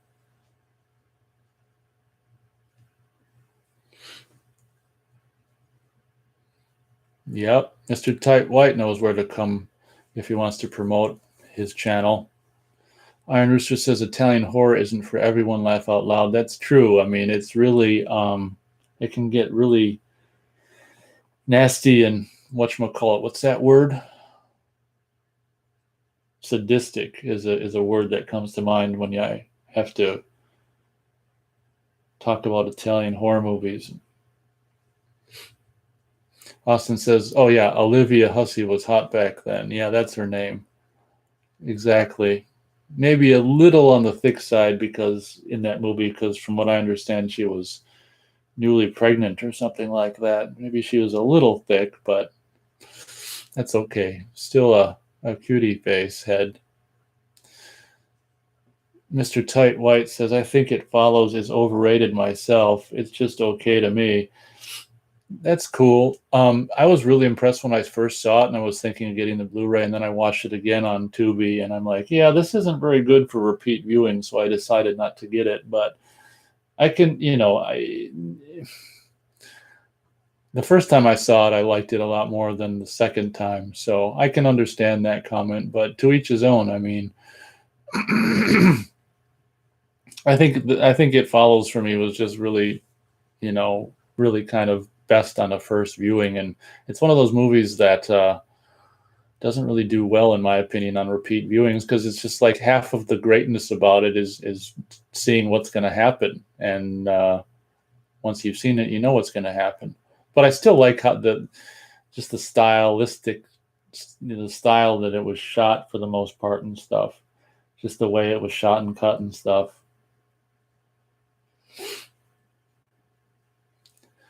Oh, wow. Thanks. I'm seeing 2 hitchhikers. Thank you very much. It only took an hour and 18 minutes for a couple of hitchhikers. Just kidding. Listen to me.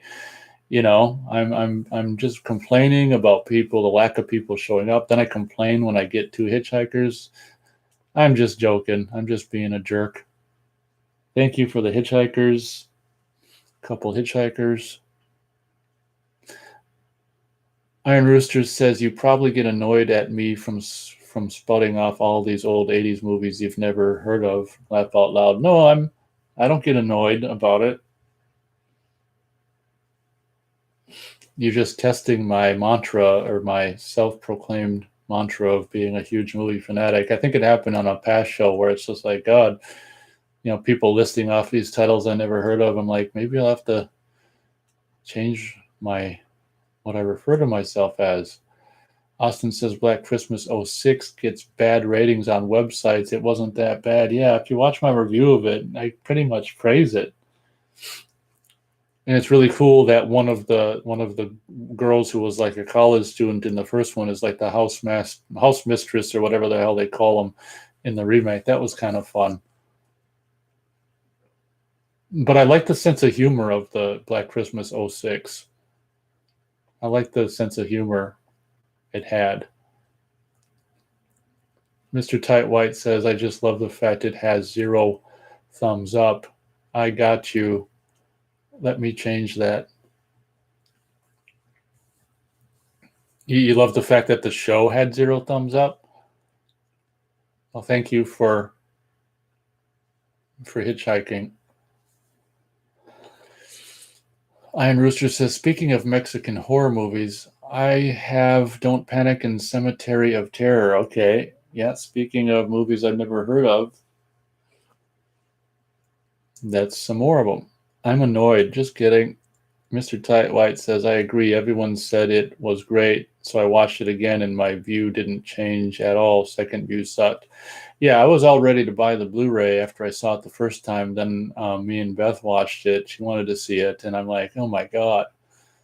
This is one of the, for me, It Follows was just one of the, it might be one of the worst movies to, like, it's good the first time, and it's just like, it's just, like I say, it's not really great for rewatchability in my humble opinion. Because like I say, a lot of the greatness in it the first time for me was about not knowing what was going to happen.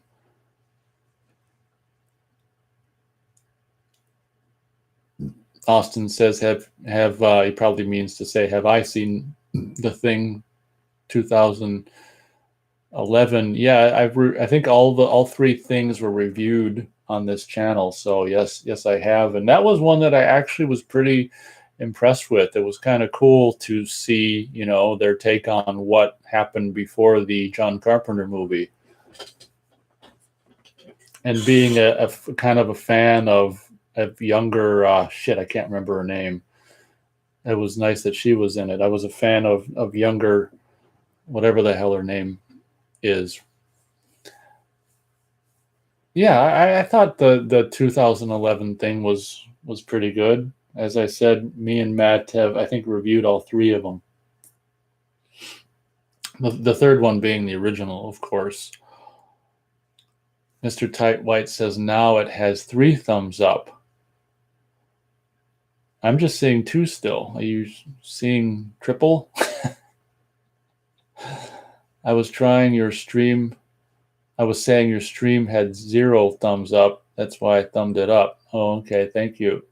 Speaking of The Thing, when is the new one releasing? Yeah, I wasn't aware they're doing a new one.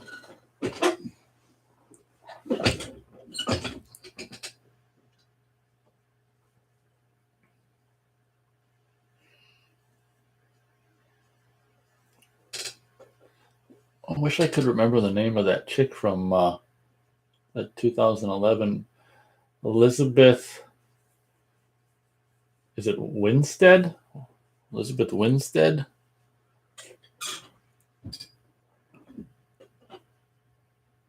Mr. Tight says, yes, they're doing a new one. Huh. It'll be interesting to know if that's going to be like a sequel to the John Carpenter one, or you'd almost have to. Oh, wait, you can't do it. Well, I guess you could. They go and find a burned out, Arctic station and find something left and bring it back to New York. Thing takes Manhattan. Iron Rooster says, what do you think, or who do you think the hottest scream queen is from the 80s? Not trying to put you on the spot. Oh, you can put me on the spot. That's okay. I just feel like on the spot questions, you're not always going to get the best answer, but they're kind of fun. Oh, God. I don't know. That's a good question. It's hard to say. Let's see here.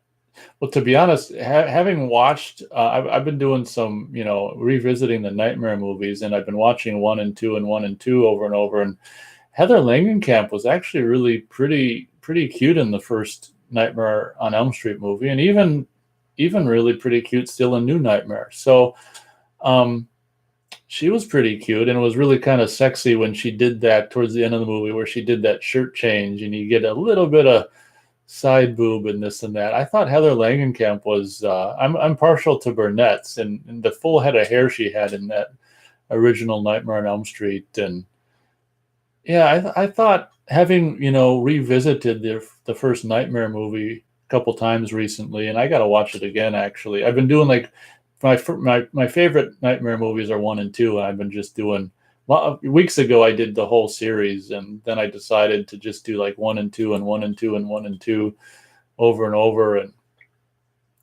yeah, she might be my answer for tonight. I think I really thought she was, and of course the older I get, the younger she gets in the movie. And when I first saw it, I was 11, I was 11, so she looked so old. And that line is so funny. She looks in the mirror and, God, I look 20 years old. But I think for tonight, I think Heather Langenkamp might be my answer, because she's just had that great girl next door thing about her. Austin says, oh, okay, yeah. Mary Elizabeth Winstead. Yeah. She was in Thing 2011.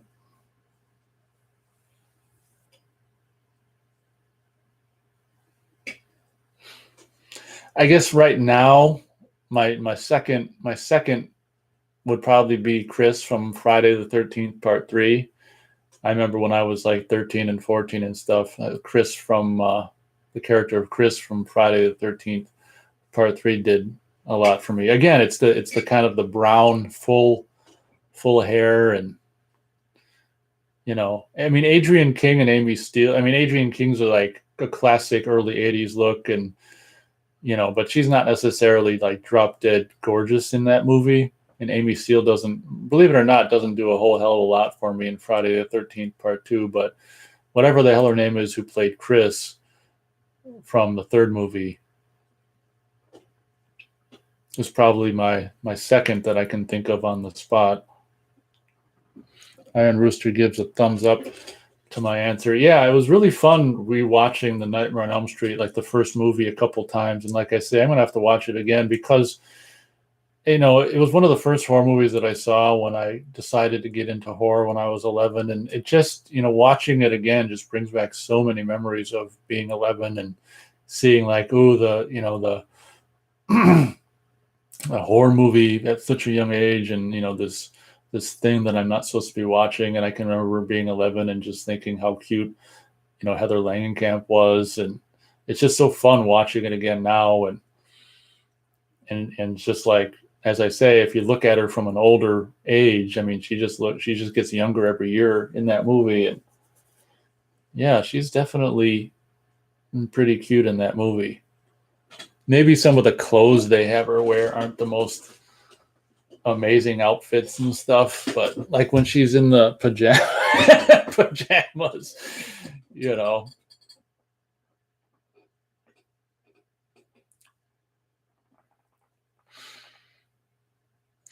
Mr. Tight says it's the new thing is supposed to follow up from the Mexican standoff from the second film. Oh, the black guy is dead, but they have the rights to Weekend at Bernie's him. So it's a sequel to the prequel. That's not confusing at all. Austin says that brunette in Friday Part 2 who flirted with the wheelchair guy was my favorite in that film. Oh, okay. Yeah, she doesn't do a whole hell of a lot for me, but that's okay. She's got a girl next door thing. And if you listen to the commentary, she's like, oh, my ass, it looks so better now. It's just hard to believe. But at the same time, I mean, you'd think an ass could only get better compared to what it is in that movie. But I can see that. That's one thing that's so fun, is just different people's different opinions about different people's attractiveness and stuff. Not that anyone asked, but let's say what I think about the women. And well, obviously for me, the women in Friday the 13th Part, the hottest one would probably have to be Marta Koblar, or whatever the hell her last name is. She'd have to be the number one ranking, and the chick who plays Terry and stuff like that. Like for me, Amy Steele is like far from like the most attractive woman in Friday the 13th Part 2. But yeah, Sandra and Terry from Friday the 13th Part 2. If we're talking about women,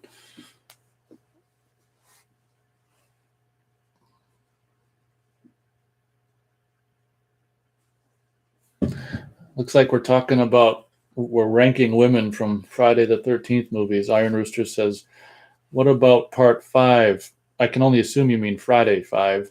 Some hotties in that, he says.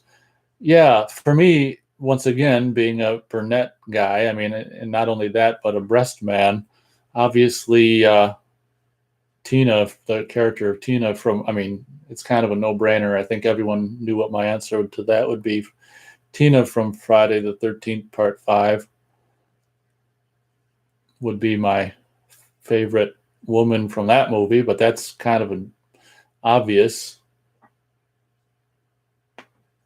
But one thing I do like is Pam's, I think Pam, the woman who, Melanie Kinnaman or whatever the hell her name was, Pam from New Beginning had a really great face, like sexy ass face. Well, sexy ass face and body, I guess. But I hate the color, that blonde. The color of her hair makes me almost nauseous. That kind of blonde color just doesn't do anything for me. But Melanie Kinnaman in New Beginning was pretty hot. But obviously, my number one is Debbie Sue Voorhees or whatever?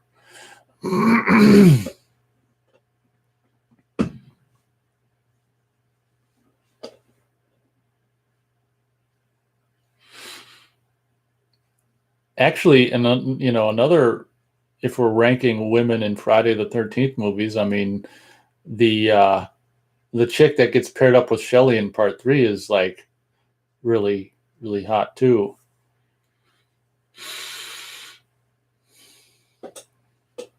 Your Shelley? Sorry. Austin says, you didn't like Violet laugh out loud? Yeah, not that much. I mean, I'm not big on the whole 80s, whatever the hell that she had going there with the 80s goth before it was goth. I don't know if you called it goth in the 80s, whatever the hell they called that in the 80s. I'm not crazy about that. All right, guys, about an hour and 31 minutes already into the show. Austin says, loved her robot dance, laugh out loud.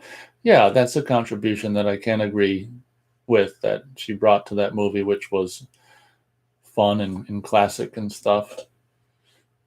Iron Rooster says, what did you think about John Shepard as Tommy Jarvis? Yeah, it was a bummer that he didn't come back for 6, which I guess is, from what I understand, they had an agreement with, the woman who played Pam and also the guy who played Tommy from 5 to come back for 6. I don't remember what. I guess maybe with the lackluster performance of 5 or something, they decided to go a different route, I guess is what happened with that. But the thing about the character of Tommy in 5 is it's just like, it's such a thankless role. I mean, I thought he's fine in it, but it wasn't anything that blew my ass off. And like I say, it's kind of a thankless role. I mean, what do you do with that role?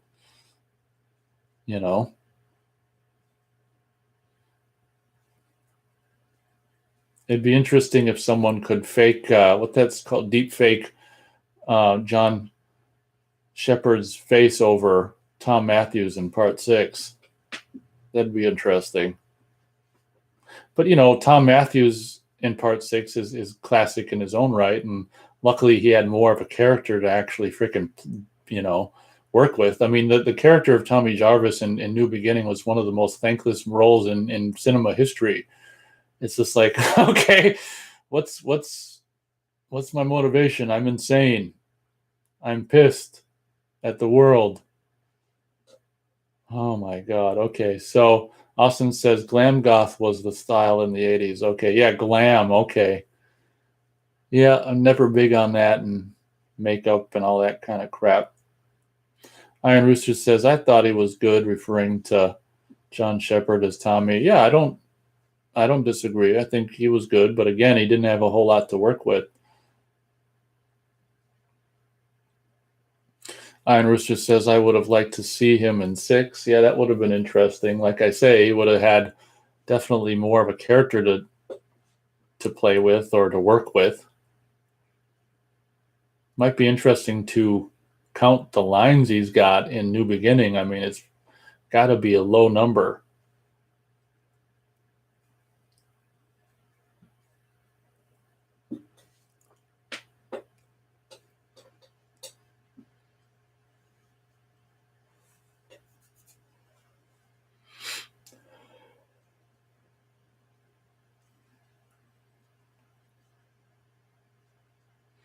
Iron Rooster says he played a great, crazy person. Ha ha, that he did.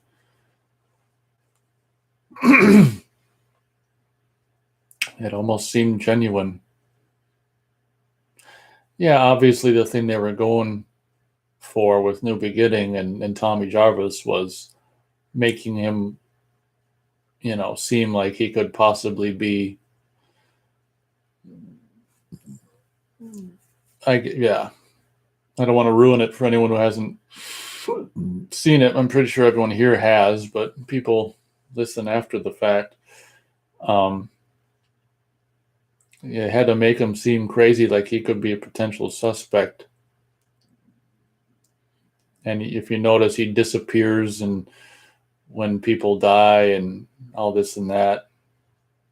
Austin says, I noticed in some early trailers, Friday 5 doesn't have the V in the title. Huh. What did they just call it? Friday the 13th, A New Beginning then? With no V? Huh. That's interesting. Well, maybe that's because they did Friday the 13th final chapter without a Roman numeral. So they were like, when they first started publicity for the fifth one, maybe they were going that route. Austin says Roy was more badass than Jason in some ways. That's kind of true.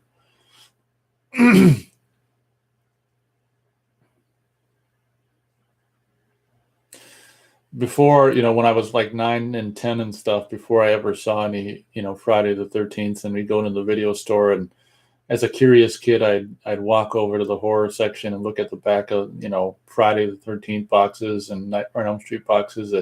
That shot of, Roy, or quote unquote Jason, on the back of the, some of you guys might not even know what the hell I'm talking about, but there's a shot on the back of the VHS from the 80s of, well, Iron Rooster will know because he got the tapes for $1 a piece at some Goodwill or something. But there's a shot of quote unquote Jason on the back of the VHS, The New Beginning, and his eyes just look all, huge and wide and crazed. And I was just thinking, wow, and he's like in a barn, and I'm just thinking to myself, what the hell is this movie about? Like, just, a bunch of teenagers that go to a barn and just get slaughtered by some crazy guy wearing, who just got done playing hockey.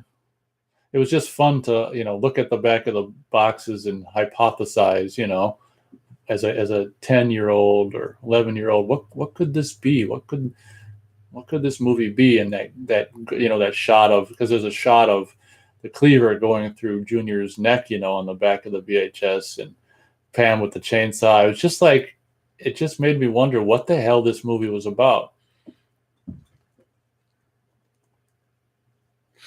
Austin says there's a very early TV spot on the new Blu-ray that only says Friday the 13th, A New Beginning. Oh, that's cool. I don't think I watched those. Yeah, like I say, it must have been kind of like Friday the 13th final chapter. Huh, interesting. And then later on, towards the end of the, they decided to put the V in there or whatever. Iron Rooster says, do you have any press kits of any old movies? I have a Friday the 13th Part 3 press kit that also has some old newspaper clippings bashing the movie, laugh out loud. Yeah, I've got a Terror Train press kit that I got on eBay. It's actually got a freaking folder with the the poster art on the cover, which is really cool, and information about the characters and the actors and still black and white still photos. So I've got Terror Train 1, and I mean, I've got all kinds of like lobby cards, but I don't have a whole lot of press kits. It seems to me last year, or no, it wasn't even last year, the year before, I found some press kits when I used to go to Half Price Books. I can't remember what the hell I found. If I found one they had for like Clue, the movie Clue, which I'm a fan of, and I've got some, but you never know. I don't know how complete mine are. You never know if they're complete or not, necessarily, unless you do the research on what's supposed to be in them, But I got a lot of lobby cards, not necessarily complete press kits per se.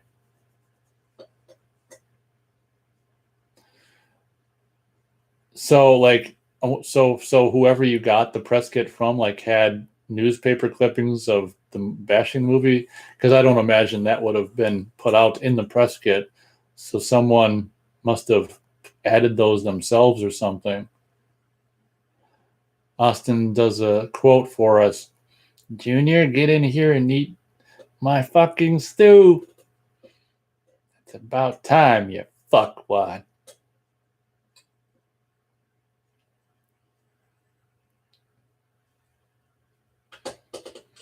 Iron Rooster says, I probably said meant used to love browsing the artwork on the VHS tip. Yeah, okay. He meant too.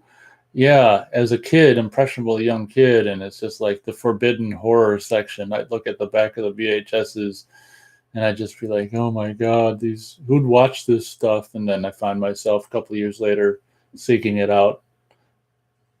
It was this taboo interest at the video store.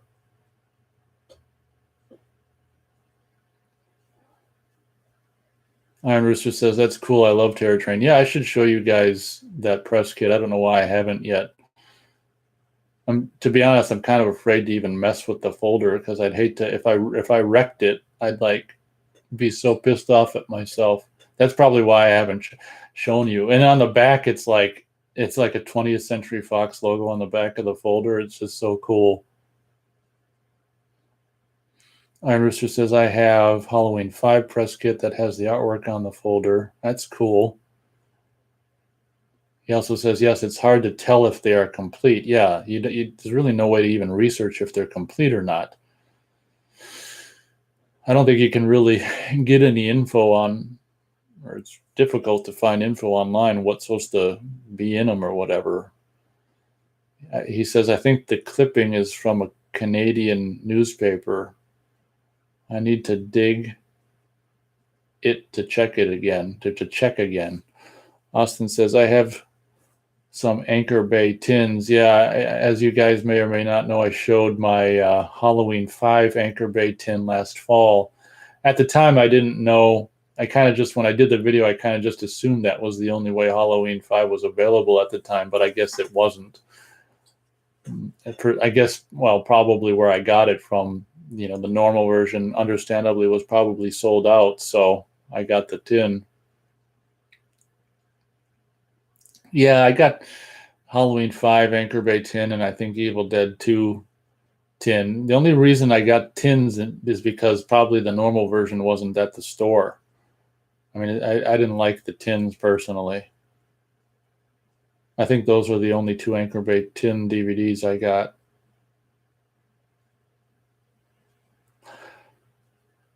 Austin says, is Anchor Bay even around these days? That's a good question. I think so. But I mean, they're like, bought by Stars, and who knows, probably bought by someone else. I don't know. I can't remember the last release I saw that was Anchor Bay. Didn't Anchor Bay put out like some of the Weinstein, like Scream 4? Of course, that was quite a long time ago already. Oh my God. Yeah, they might not be around anymore. Jesus, time just goes by. But like, I want to say Anchor Bay put out some of the Weinstein titles in the last years of Weinstein or whatever. I don't know. I mean, if they're around anymore or not, I mean, they've long since gone to shit, so it doesn't really even matter. All right, everyone, we're about 1 hour and close to 45 minutes into the show. I guess I'm getting kind of sleepy, so I don't imagine we'll go too terribly much longer. Iron Rooster says Anchor Bay used to be king. Yeah, late 90s, man. They were pretty much the king in the late 90s. Austin says Scream 4 is an old movie now. Laugh out loud. I know. Is it 10 years old this year, I think? Oh, my God. Here I'm like, they just put out Scream 4. Oh, for you younger guys, just wait until you're You get older, it's like, oh my God, 5 years seems like a year.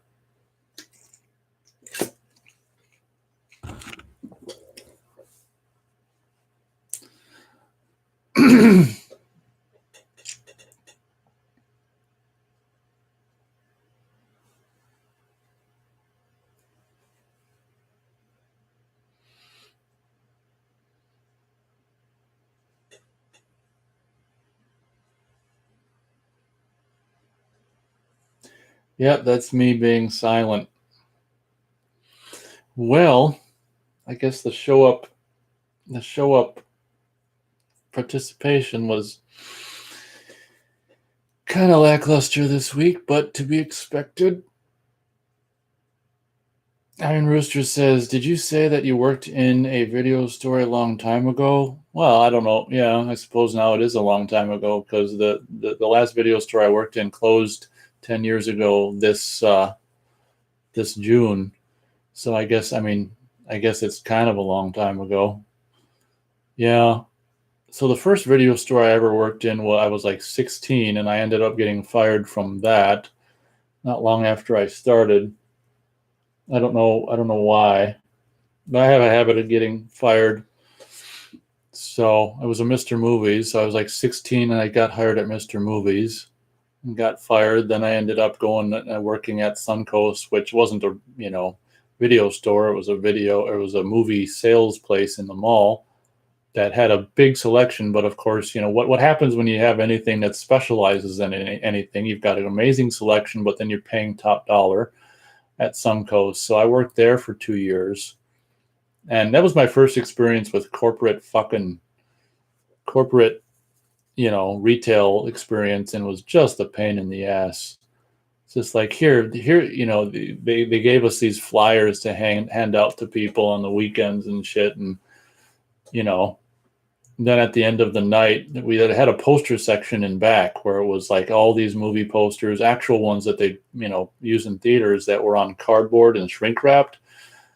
And we'd go back in the back at the end of the day and see all these flyers that we handed out to people just thrown behind the posters because no one wants the fucking flyers. So I worked there for 2 years. Someone ended up,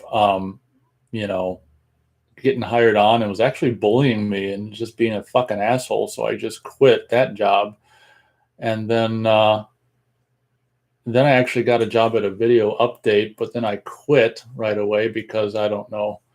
I was really goofy at that time. And then I worked at Movie Gallery which used to be Video Update, and Movie Gallery bought the Video Updates. Movie Gallery was the video store that I worked at for, let me think, 3 years or something. And then the last video store I worked at, was the mom and pop place that I think I worked there for 4 years. And that's where I met Matt. And for those of you who don't know, 10 years ago, me and Matt started this channel the day that the video store closed. So I worked at I guess 4 video stores like that. Like I say, I didn't work at Video Update for very long. I wish I wouldn't have quit in retrospect. I was really goofy back then. So in retrospect, I wish I wouldn't have quit. There was this thing that happened at one of my, at that Video Update that I felt so bad about because, when you start a new job, it's a learning curve. So some guy called, I answered the phone, and some guy asked if we had a movie. I looked in the computer, and of course, in the computer it said, yes, we did. I went out to the floor to get it at the shelf, and it wasn't there. Well, that's because maybe, someone had grabbed it off the shelf and hadn't checked out yet. And the guy showed up. I still remember this. It's crazy. And I was the one, he's like, okay, I'm here for that movie. And I just felt so bad. I'm like, yeah, we don't have it. I mean, I just felt so bad because I'm kind of a sympathetic kind of a person. And I just felt so bad because if you put yourself in, he called first. He didn't want to drive unless we had it. I just felt so shitty about that. And that's just learning the hard way. that just because it's in the computer, you want to go grab it before you tell the customer, yes, we have it. But this is a thing that I just still feel so bad about all these years later. So I guess I worked at 4 separate video stores. And if you count Suncoast, was it 4 or 3? Yeah, it's 4. And if you count Suncoast, that's like, not a video store, but a movie sales place. And I just hate how they made you answer the phone at Suncoast. They'd have you go, thanks for calling Suncoast, where you can reserve your copy of, whatever the fuck, Speed, or, what's that shitty fucking movie with the 3 witches or whatever? Hocus Pocus. You can reserve your copy of Hocus Pocus or Jurassic Park. You know what a story? I haven't looked at chat for a while, guys. I'll look at it in a minute. You know what a story from Suncoast working that I can remember, which was funny? So Jurassic Park didn't come out on video. It came out in the theater in the summer of '93. It didn't come out on video until like October of '94, because it was such a successful movie. They could probably keep it in the theater for a long time. And I can remember, it had this specific release date, of course. And in the mall, because I was working at Suncoast, the manager's like, oh, some other store in the mall, must have been Sam Goody or some other store, started selling it early, like a couple days before street date. So the guy manager of Suncoast was like, so we can do it too. So we put out Jurassic Park like 2 or 3 days ahead of street date. I mean, I don't understand how one store doing something wrong means everyone can do it wrong, can break the rules too. It just seemed weird to me, because how do you prove who did it first? And oh my God. But that's some of my Suncoast stories. Let me oh my God, I'm really behind in chat. Okay. So anyway, that answers the question of, I worked, I guess, at 4 separate video stores and then Suncoast as well. So Austin says, I wonder when Scream Factory will bite the dust. Yeah, I don't even want to think about that. I think they're doing really well, especially after acquiring the rights to so many Paramount movies. I'd like to think they're doing really well, and we'll be doing it for some time, moving forward and stuff. Iron Rooster says, did you enjoy it? He probably asked that a long time ago. I guess it depends on, because Movie Gallery was like a corporate place. Yeah, I mean, even Movie Gallery, one thing I loved about Movie Gallery, even though it was more corporate, was the weekends, working on, in Minnesota, working on Friday and Saturday nights. And it, like, the heavier it snowed, the more people would come in, because in Minnesota, if you know anything about winter and being snowed in and blizzards and shit, if there's a forecast over the weekend where it's expected to be, cold weather and or snow and blizzardy and shit, people would come in in droves on Friday night to rent stuff for the weekend. And that was just so fucking fun, and to work on Friday night, and time would go that was kind of gross. I burped when I said time. Time would go so fast, on Friday night at a video store when there was a blizzard, and it's funny because, the blizzard could have started on, during Friday night, but they didn't care. They had to come and get stuff during the blizzard. And I can just remember the open, the front door, and just mopping up all the slop and with a mop, and because it was all slippery and everyone was tracking in the slush and the snow and stuff. So, Movie Gallery was probably, even though it was the corporate video store, it was probably the best video store experience, because the video store the mom and pop place that I'd go work at for 4 years would be, was so slow that there was never any more than one person on shift. So it was a whole different beast. But the good thing about that was it wasn't corporate, no suggest sell. I mean, what I hate about corporate is the suggest sell shit. And I've talked about it in a show in past weeks where, I got fired from Movie Gallery because they had unmeetable sales goals that the only way you could meet them was by defrauding the customers and just charging, adding this shit onto it, even if they didn't ask for it, and hope they wouldn't notice. That's what the store manager was doing. And it's just like, fuck. So there were definitely good things about working at Movie Gallery. The mom and pop place wasn't really as good of memories because it wasn't very busy at all. So my best video store memories was Movie Gallery and just the busy Friday nights when there was a forecast for, blizzard weather. I'm way behind on chat. Austin says, did you see the first two Hellraiser films in theaters? No, the first and only one I saw in the theater was Hellraiser 3. I'm not that old. I think, was it last week? Yeah, I think last week I shared my experience of seeing Hellraiser 3 in the theater with my buddy and my mom, and having it be an awkward situation, with that sex scene, and here mom sitting next to us, and a brief sex scene in Hellraiser 3. I think last week I accidentally called it Halloween 3. But that's what happens when you do a live show. You can't cut out your mistakes. Oh, okay. So this is probably from a long time ago when I was blabbing. Iron Rooster says, this is interesting. Yeah, a little trip down memory lane in Nate's video store history. Well, thank you for listening to my babbling. Austin says, Movie Gallery was inside my local Walmart. That's interesting.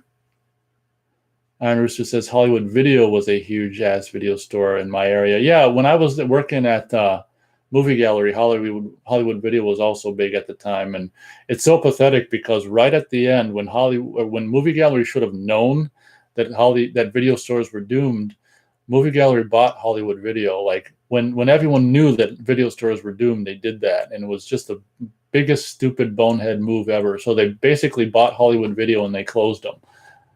There's probably some corporate advantage to doing that. Like maybe you can get, I don't know. There's probably some kind of dirty way of getting something from doing that, or, maybe the more you have when you declare bankruptcy, the better it is for you, or who the fuck knows? I'm not a corporate guy, but there's got to be some tactical reason they did that.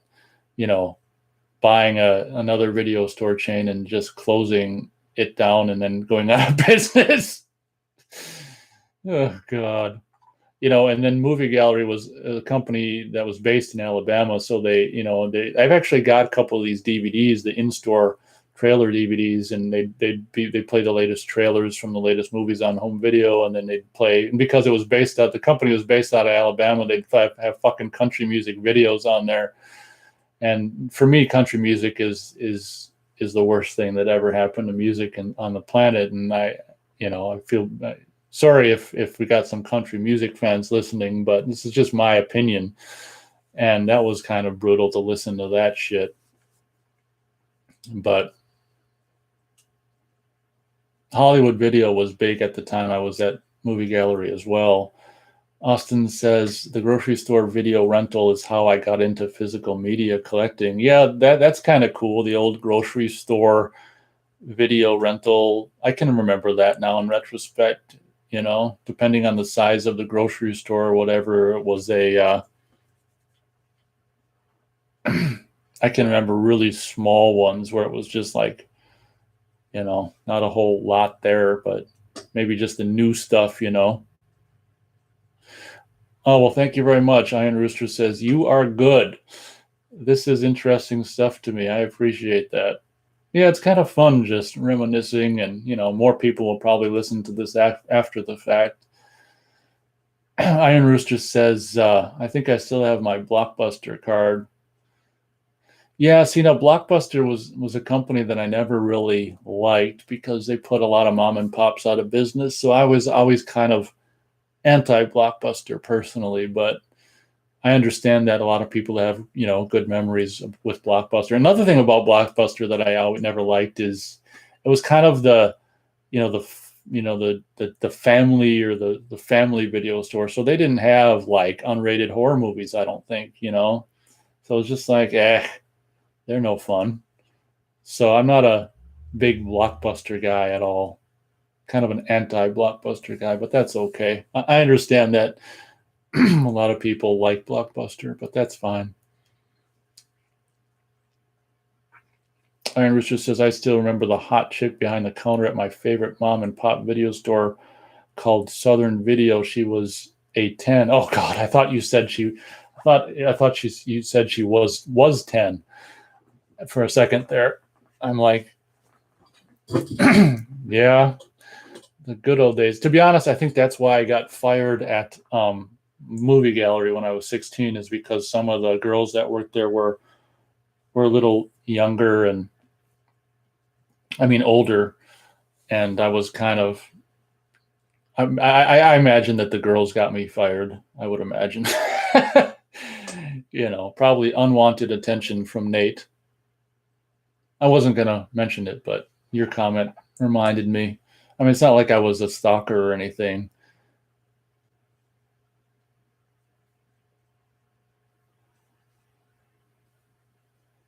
Aren't memories something, as I only see two people here, which is probably just one. So it's either probably Iron Rooster or Austin that's still here. Aren't memories just something? It's almost like as the years go on, I don't know. There's something about memories that are very, I don't even know how to put it into words.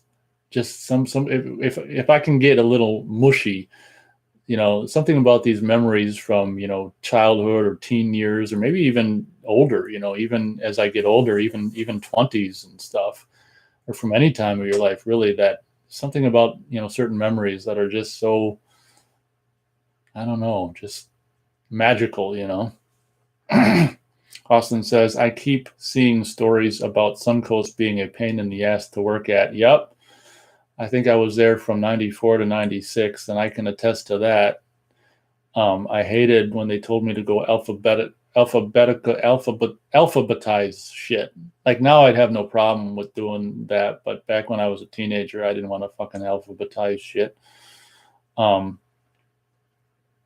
Yeah, the biggest thing about Suncoast that was a pain in the ass was just the corporate suggest selling bullshit and answering the phone by suggesting you reserve a copy of this or that, and handing out flyers when you goddamn well know people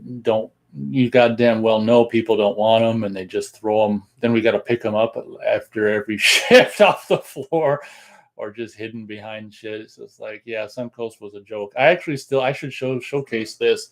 I've got a vest that, because they made us wear those stupid Suncoast aprons or whatever.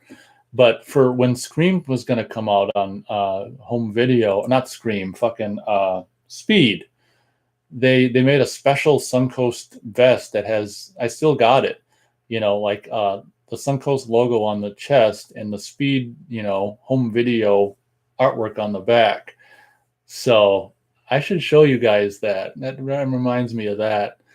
The Speed the Speed themed Suncoast vest. And I was just so thrilled when they gave us those, because it meant we didn't have to wear that apron shit, which I hated the apron thing, So we got a break from, the few weeks, up until and after the release of the sell-through VHS tape of Speed. We got to ditch the aprons for the Speed Suncoast themed vest.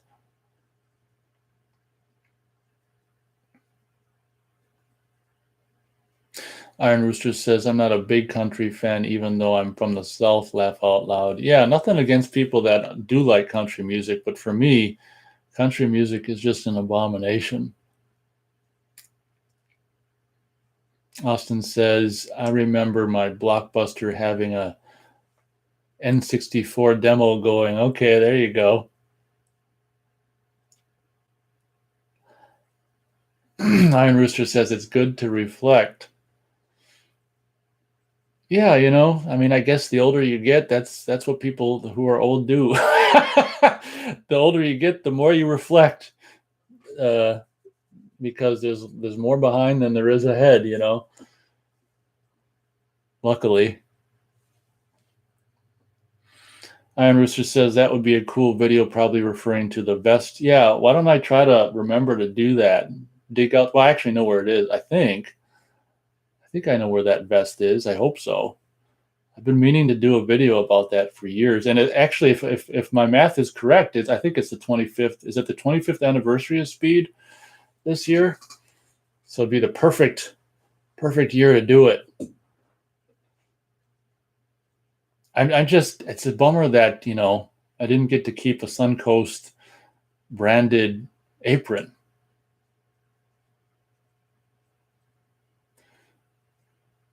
Iron Rooster says anything like that would make a great video.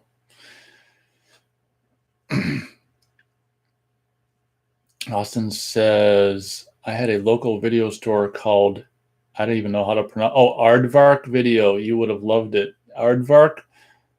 Oh my God. Yeah, I hope you guys, if you guys don't know, I think my most viewed video on the channel is this video that I shot with my buddy back in 92. I can only assume you guys have seen it, but where we're going through a mom and pop video store in 92, which is a place that I used to frequent a lot when I was a teenager. And I'm just so grateful that I shot that video, and it makes me wish I would have shot more videos at more of the mom and pops at the time. Because when you're a kid or a teenager and something like a video store is around, you just have this, I mean, it's been around, you just think it's going to be around forever. And what the funny thing is, I think when we shot that video, we even kind of knew that video or that store was actually close to closing at that time. So I was really lucky that I shot that when I did, because it was just one of those classic mom and pops that was probably there ever since the video, from the early 80s. And it was just like, oh my God, such a great place. And so many people have commented over the years that they can just smell, the video store just by watching it. That video, that smell just comes right back. It's just like, yep.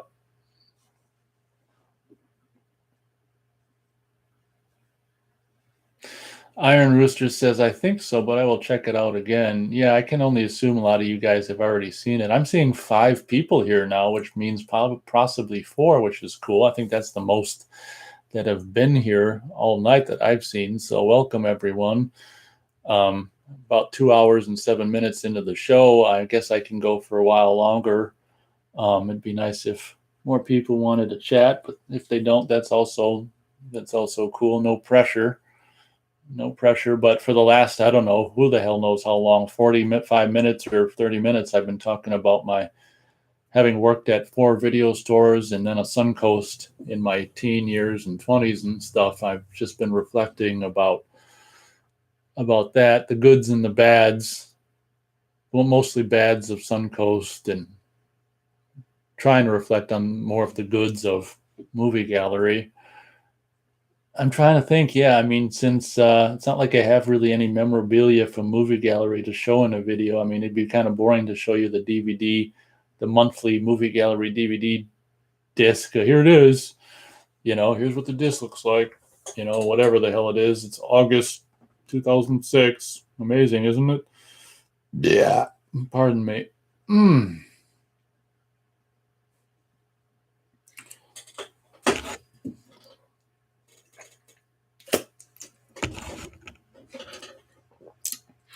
Well, this will be a fun audio for people to listen to after the fact, my reminiscing and about the video store days. And like I say, that place, that former Suncoast that I used to work at, obviously I haven't been to a mall probably since 2019, but I can remember, that the Suncoast that I used to work at, having been to it probably in 2018 or 19, I think I mentioned it before in the show that it's just so sad to see it all gutted and just this kind of this store that just sells knickknacks and crap, but you can still see where the design of the Suncoast was in the spots in the store where was cutouts and where the TVs went, because they'd always play a movie, one of the more recent sell-through movies, they always play it on the, God, I can remember it was good times back when when the hell was it? Was it 95? Whenever the hell they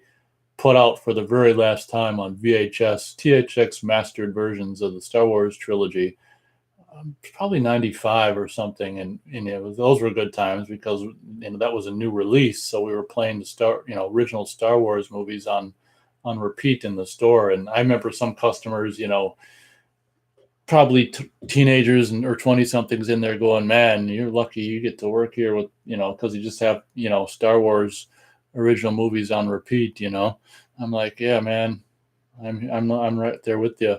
Another funny story about Suncoast was after Forrest Gump, I'm pretty sure that was sell through. And for those of you who don't know, back in the VHS era, the majority of VHSs, when they come out, we take it for granted now because every movie that comes out now you can buy for a reasonable price. But back in the 80s and the 90s, the majority of tapes, when they came out, they were ridiculously priced.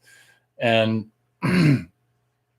you'd have to either just rent them or wait until they drop down in price. But only specific titles would come out on release date in what was called sell through, which was kind of what Speed did in '94 and True Lies didn't.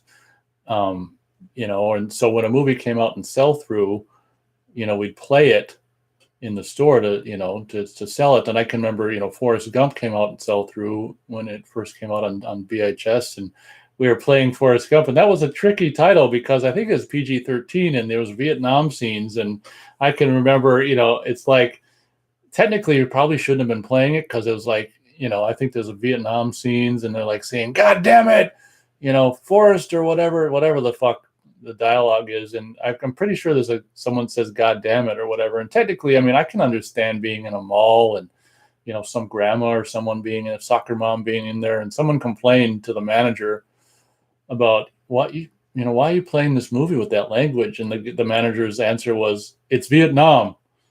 What do you expect? Or something like that. And it's like, I just thought that was the stupidest answer because, yeah, that's true. It's Vietnam, and that's why he's saying, God damn it. But that's not an excuse for you to be playing the movie. So again, as a kind of a mushy, a guy who felt bad about people, who, if they had a reasonable argument about something, like me calling me to see if a movie was there and coming up to pick it up, and only to have me say, oh, it's not here after all, and someone complaining about language, being played in a movie store in a mall, shopping mall, it's kind of like she kind of had a point, like, because if on a weekend, kids are in there and families or whatever, I mean, it's a PG-13 movie. And so anyway, I've been going on and on about that forever. What's the chat up to? I think I'm at this one here. Iron Rooster says, I find some movie gallery VHS tapes sometimes in thrift stores around me. Yeah, the stuff out there from the old movie gallery is still in circulation. Isn't that fun? I got a lot of those because I bought a lot of them when they were purging them. You could get 20 tapes for $10. I got a lot of their horror movie stuff. Iron Rooster says, man, there's Star Wars VHS in every thrift store or Goodwill I go to, laugh out loud. Yep. Probably a lot of those tapes I'm talking about, they put out, was a big deal in like 95 because George Lucas knew he was going to go special edition them afterwards. And it was a big deal. They're like, okay, this is the last time you're going to be able to get the original trilogy as it originally was. And not only that, but these VHS tapes are THX certified. It's a big deal at the time. Iron Rooster says, oh yeah, I have some of the old advertisement of horror movies with the prices on the brochures. It's high, like $89.95. Exactly. That's what the majority of VHSs were when they came out in the 80s and the 90s. I don't think people know that. So yeah, I think in my last year I showcased this mini Indiana Jones and the Temple of Doom mini standy thing, and it says like it's right here. I'm looking at it right now. It says now on video cassette $29.95. So that would have been a reduced price, having formerly been probably closer to like 80, like you say, and that was probably a little standy promoting its reduced price of the more affordable $29.95.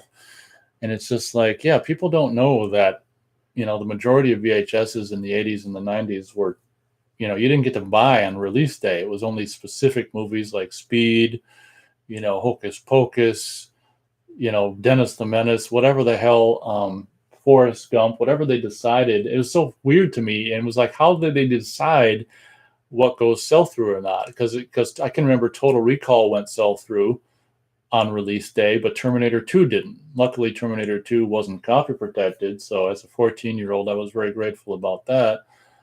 But yeah, I was just like, how do they decide what goes sell through or not? Because it's like Speed did, but True Lies didn't. Of course, I had a Laserdisc player at that time, so I just got the True Lies Laserdisc. But yeah, there's a lot of things that younger people now don't even know about how things worked in the videotape era, and that was one of the great things about DVD is for the first time, like all of a sudden, that was the very first time, unless you count Laserdisc, but Laserdiscs were kind of expensive. So DVD was the first time where you pretty much any movie. Well, it took a while after DVD came out for every studio to get on board with DVD, but after that happened, pretty much every movie that came out you could buy affordably, on release day or whatever.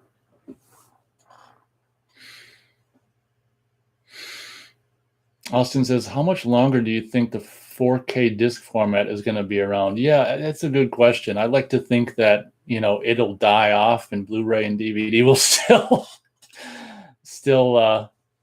exist. But I mean, unfortunately, I think there's a lot of supporters of it, but I still think that hopefully it's still kind of a niche thing. But it's a good question.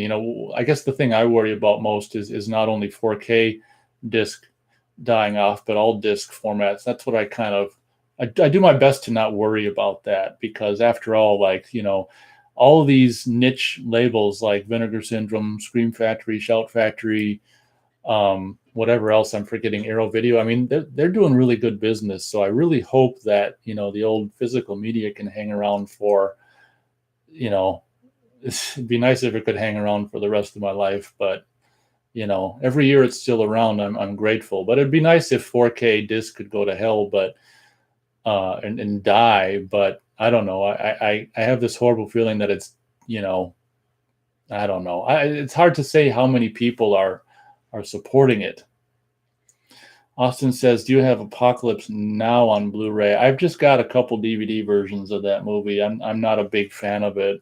I don't think I saw it until I just, I got like a clearance DVD years ago, and I'm not a big fan of it. I don't like war, so I don't like really war movies. But I've got a couple DVDs of it. So I'm not a huge fan of it.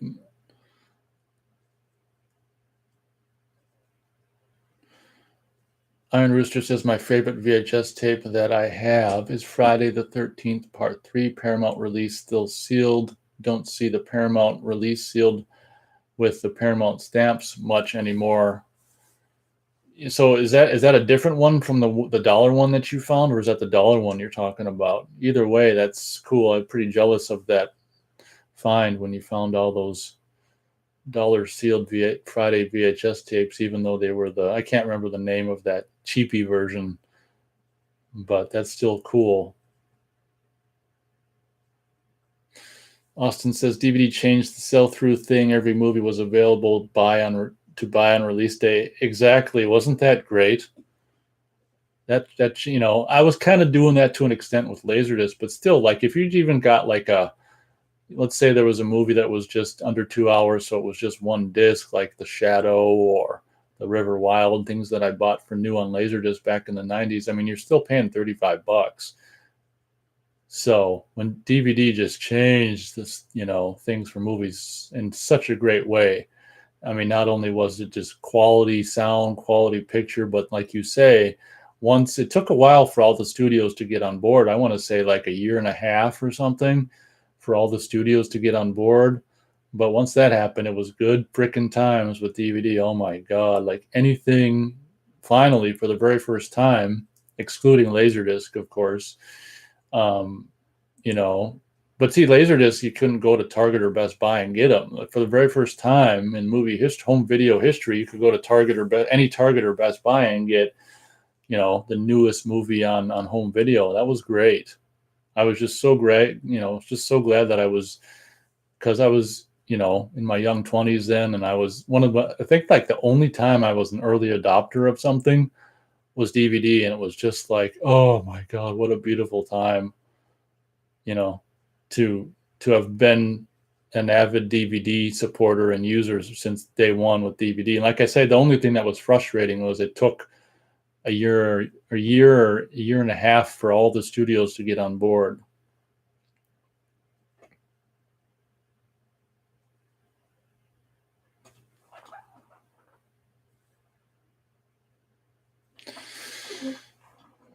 Austin says, I think Blu-ray / DVD will outlive 4K disc. I really hope so.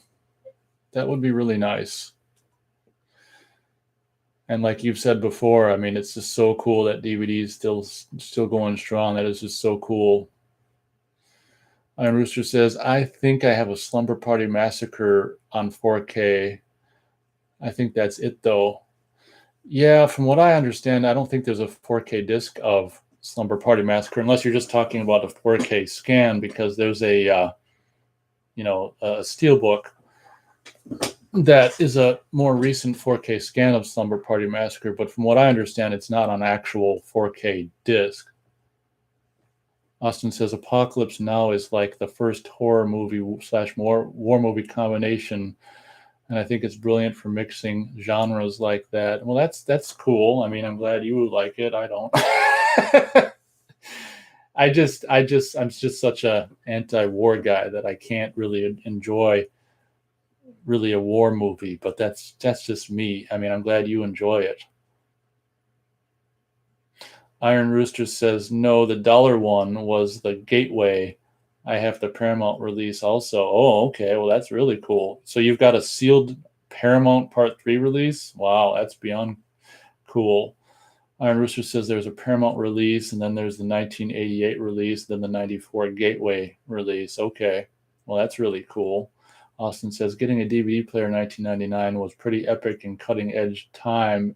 It felt elite at the time to own / rent DVDs. Yeah, a buddy of mine, because I mean, if you guys watched the video I did last year, I got into DVD, and it's 1997 when it was really, really brand new. And by 99, my buddy still didn't have a player.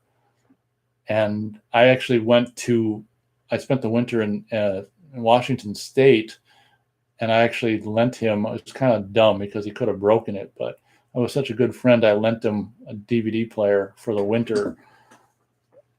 That's pretty nice of me, wasn't it? And then it was funny because when I got back, I took it back from him. I took it away, and he had since bought DVDs over the winter, and I'm like, okay, I'll have my DVD player back now.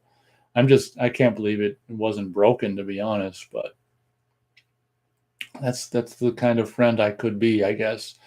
But yeah, it's just, oh my God. It's true. In 99, man, in 2000 and stuff, DVD was still kind of had the elite feeling. Iron Rooster says, yes, the Steelbook. Yeah, must be a 4K scan. Yeah, they say it's a new 4K scan of Slumber Party Massacre. I've got that as well. I've got the figure too. I got to showcase the figure. I can show the figure and the little stupid poster and review the new scan sometime this year. Austin says, I agree, war films are not for everyone. I totally get why you don't like war. It's a very dark subject. Yeah. Not big on the war shit. Iron Rooster says, Austin, do you like the missing in action movies? Well, yeah, I mean, I like the missing, and I don't like the serious war movies. I'm fine with missing in action and Rambo Part 2 and shit. I'm fine with that. I just don't like the stuff that hits more close to home and more realistic kind of shit. I'm okay with missing in action and Rambo 2 and 3 and shit. That's because it's just Hollywood bullshit. Austin says, Iron Rooster, yes, it's great. It's a great action trilogy. I have the first 2 on Blu-ray. Iron Rooster says, I like the song in part 3 when Chuck gets shot in the back at the beginning. Yeah, I don't remember part 3 very much. I'm more familiar with the first movie. You know what's so funny in the first Missing in Action is where they just and I think didn't the guy who directed Final Chapter direct Missing in Action, I think? They just there's a scene where Chuck Norris goes into a room and like changes his shirt, and they just let this scene linger forever because of what's coming next. He's like takes his shirt off, puts his other shirt on, buttons it up, and rolls up the sleeves, and he goes to the closet and opens it, and some guy's in there. He's like, ah! He comes at him with a knife, and he grabs his wrist, and oh my god, it was so freaking funny how they're just like lingering forever and forever. And it was like a jump scare scene, and it's like, oh my god, I gotta watch that again. That's such a funny movie.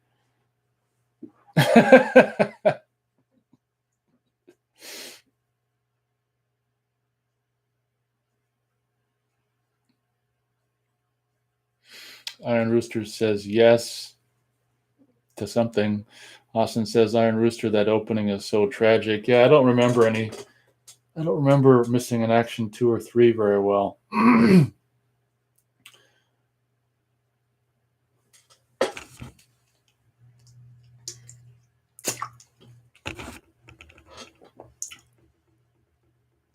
don't know if I can go 3 hours tonight. I'm getting tired.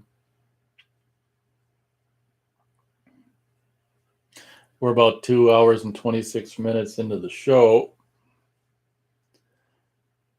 At this point, I guess I could probably go until 2 hours and 45 minutes into the show. I don't think I can do any more than that.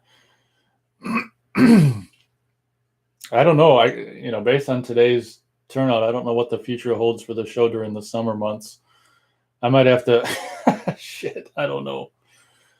It's a week to week, thing. We'll just see what happens.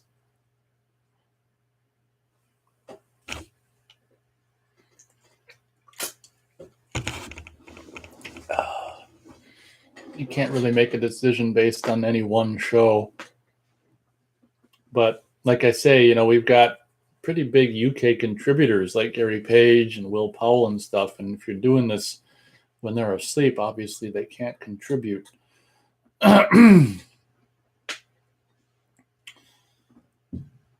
So we'll see what happens as I continue to do these 9 p.m. start times. I don't think it's going to be very successful.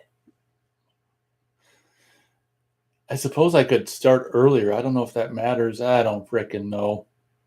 I hate to keep changing the time on you guys.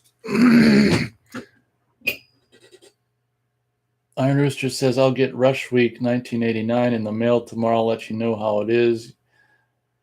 He says, yeah, play it day to day on the show. That's what I got to do for the summer months, It's like,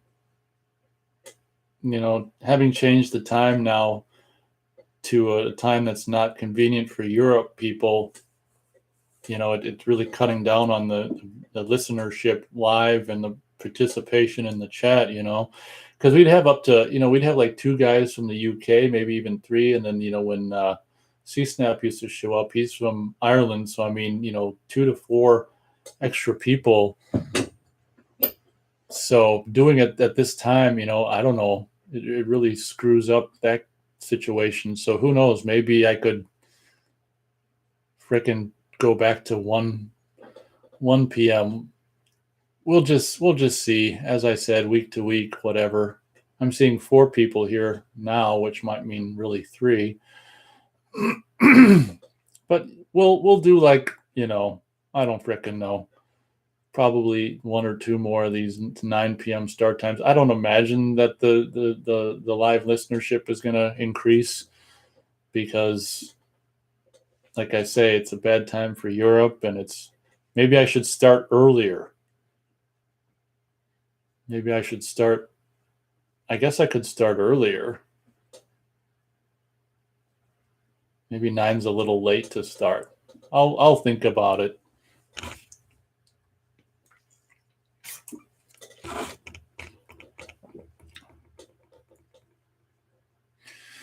Iron Rooster says, yeah, that's a bummer. You can always go live when you can. That's another thing, because when we did the impromptu Nate and Beth show, we went live just without any warning and had pretty decent participation. That's another thing I'm thinking of. Just have it be, just whenever I feel like it. But then I don't know.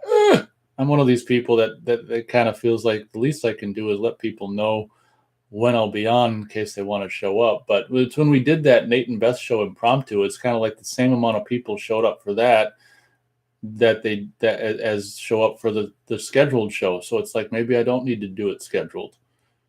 Maybe that's the way to do it, is just if we're having bad stormy weather on a weekday, just start in the afternoon. The whole thing about me changing the time is I just don't want to be stuck inside on the computer on a nice day. Anyway. Why don't we so it's 2 hours and 30 minutes into the show. We'll do another 15 minutes and then I'll say hasta la vista.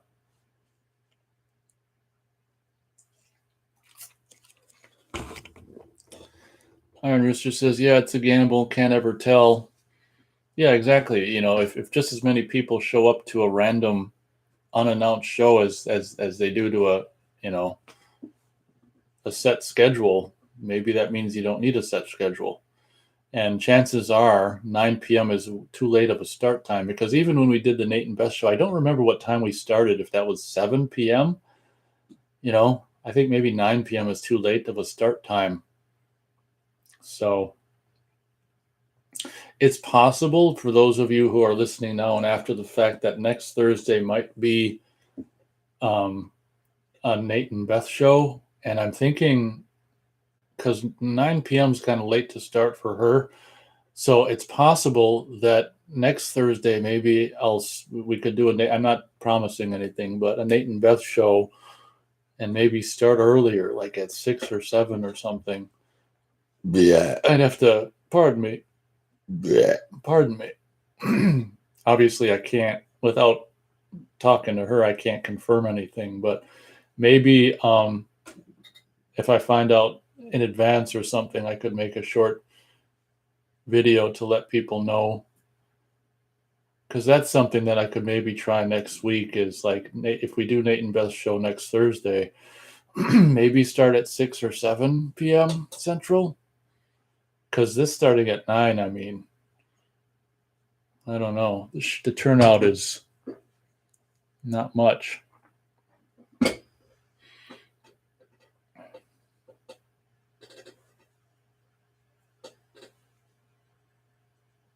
The turnout we had for Nate and Beth's show, just, starting with no advance, whatever the hell you want to call it, warning, the turnout was pretty good. So maybe you don't need a set time. That could be too.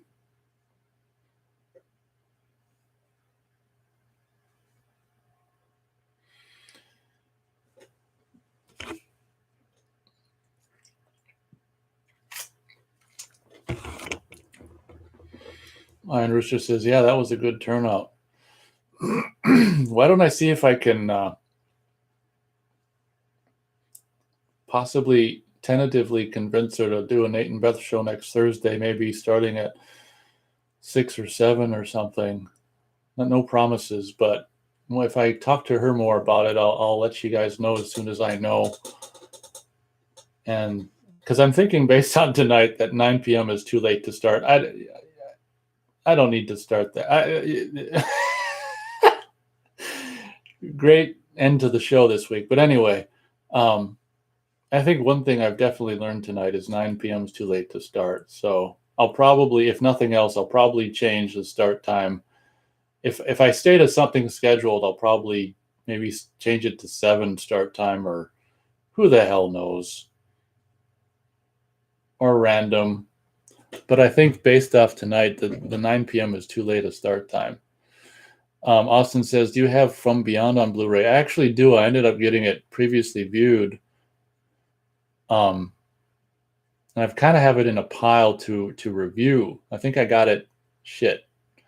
Well, it's when I, because after last March or whatever, I didn't go to half price anymore. Maybe I got it late to 2019 or something, but I got it from half price previously viewed. That's something that I should really rewatch again and review the movie and the Blu-ray of. So I do have the From Beyond Blu-ray. The the Jeffrey Combs and Barbara Crampton and commentaries are always fun, with those two. And I don't remember. I can only assume that what's his name is in the commentary as well. Stuart Gordon and is Brian Usna in the? Did he have something to do with that movie? I don't remember. Iron Rooster says, "Whatever works best for you. You are the entertainer." Dun dun dun dun dun dun.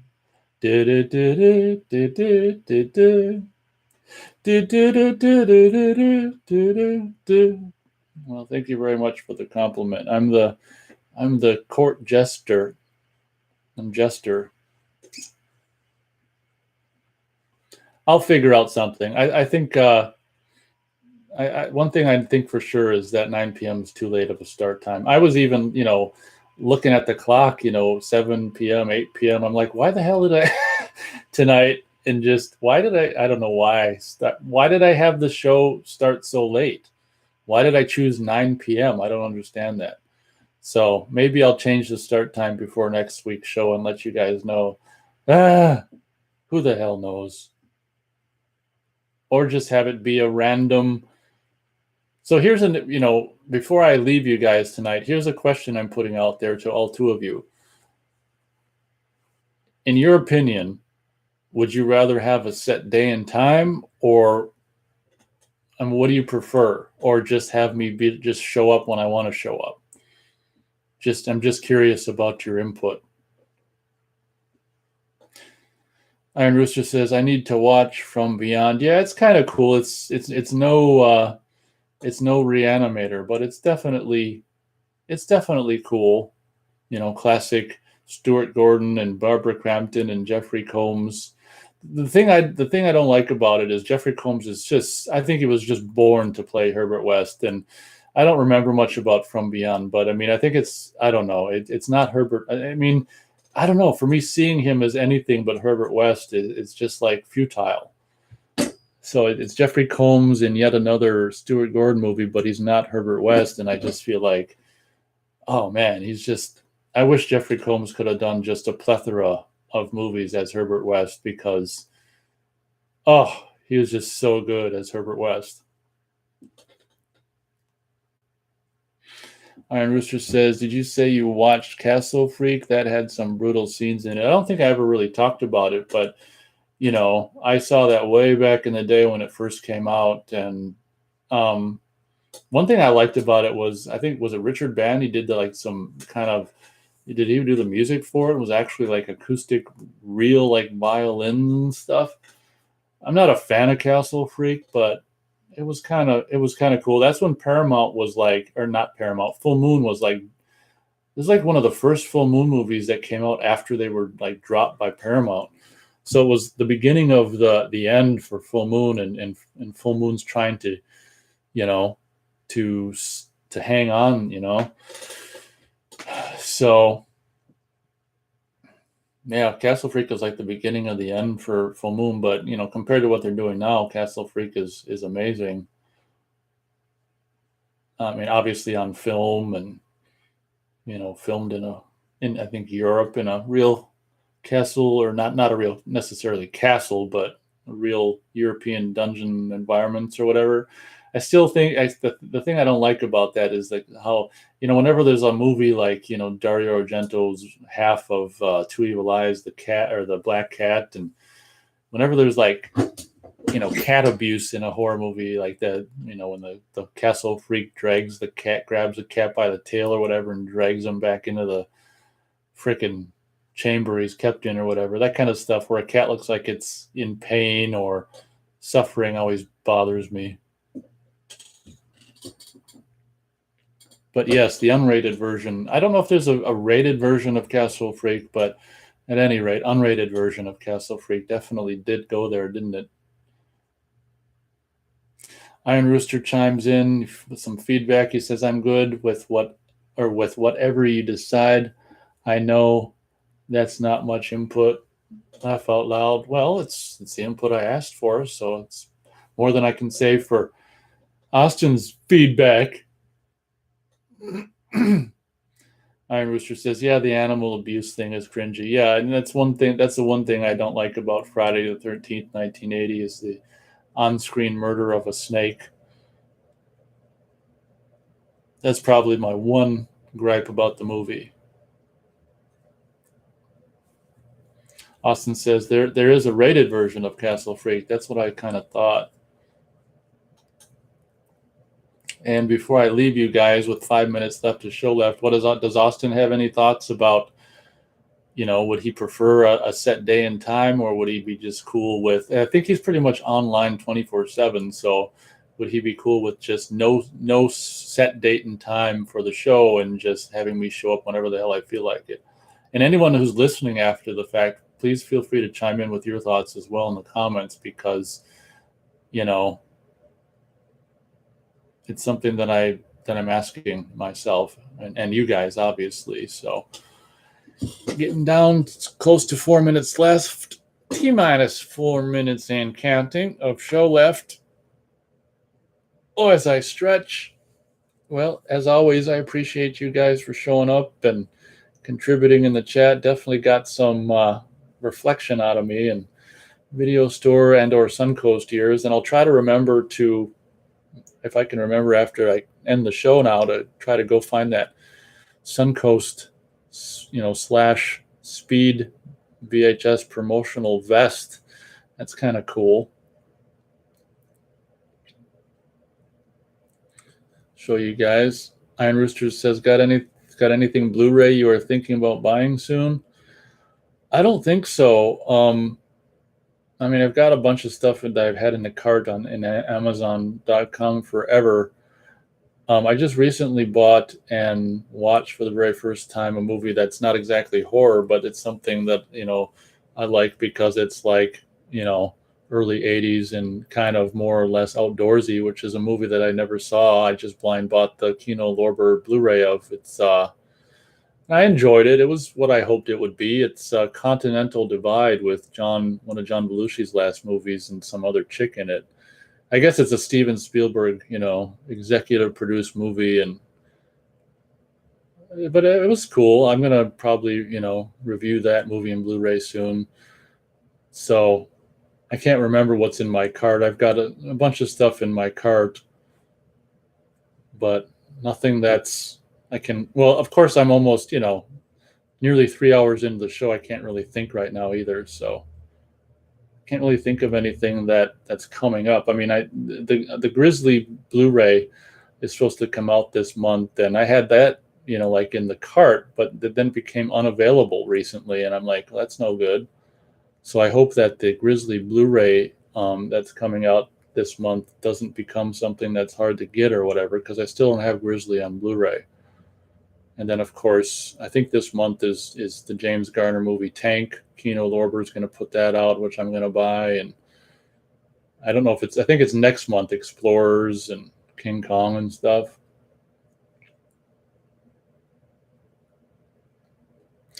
Iron Rooster says, I fucked that sentence up. That's okay. I think I understood it.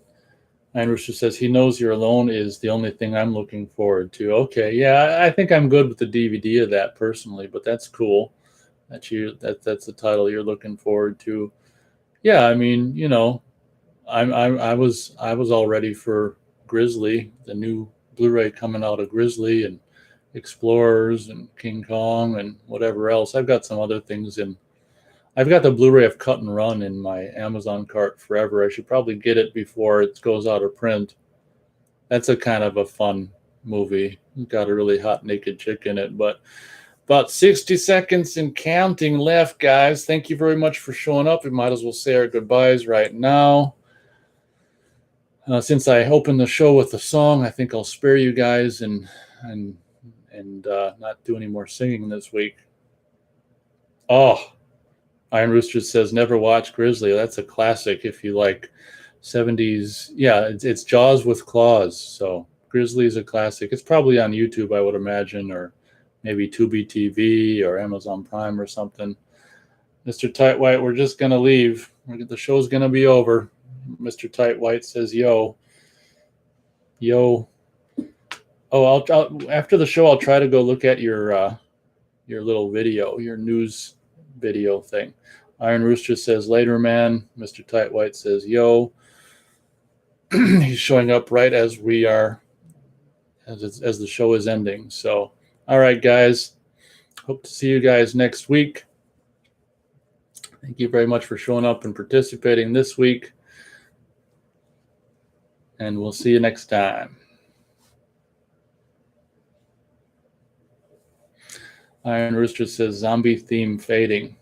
So that's finally getting out of your head. Well, that's great. All right, guys. Thanks a lot. We'll see you next time.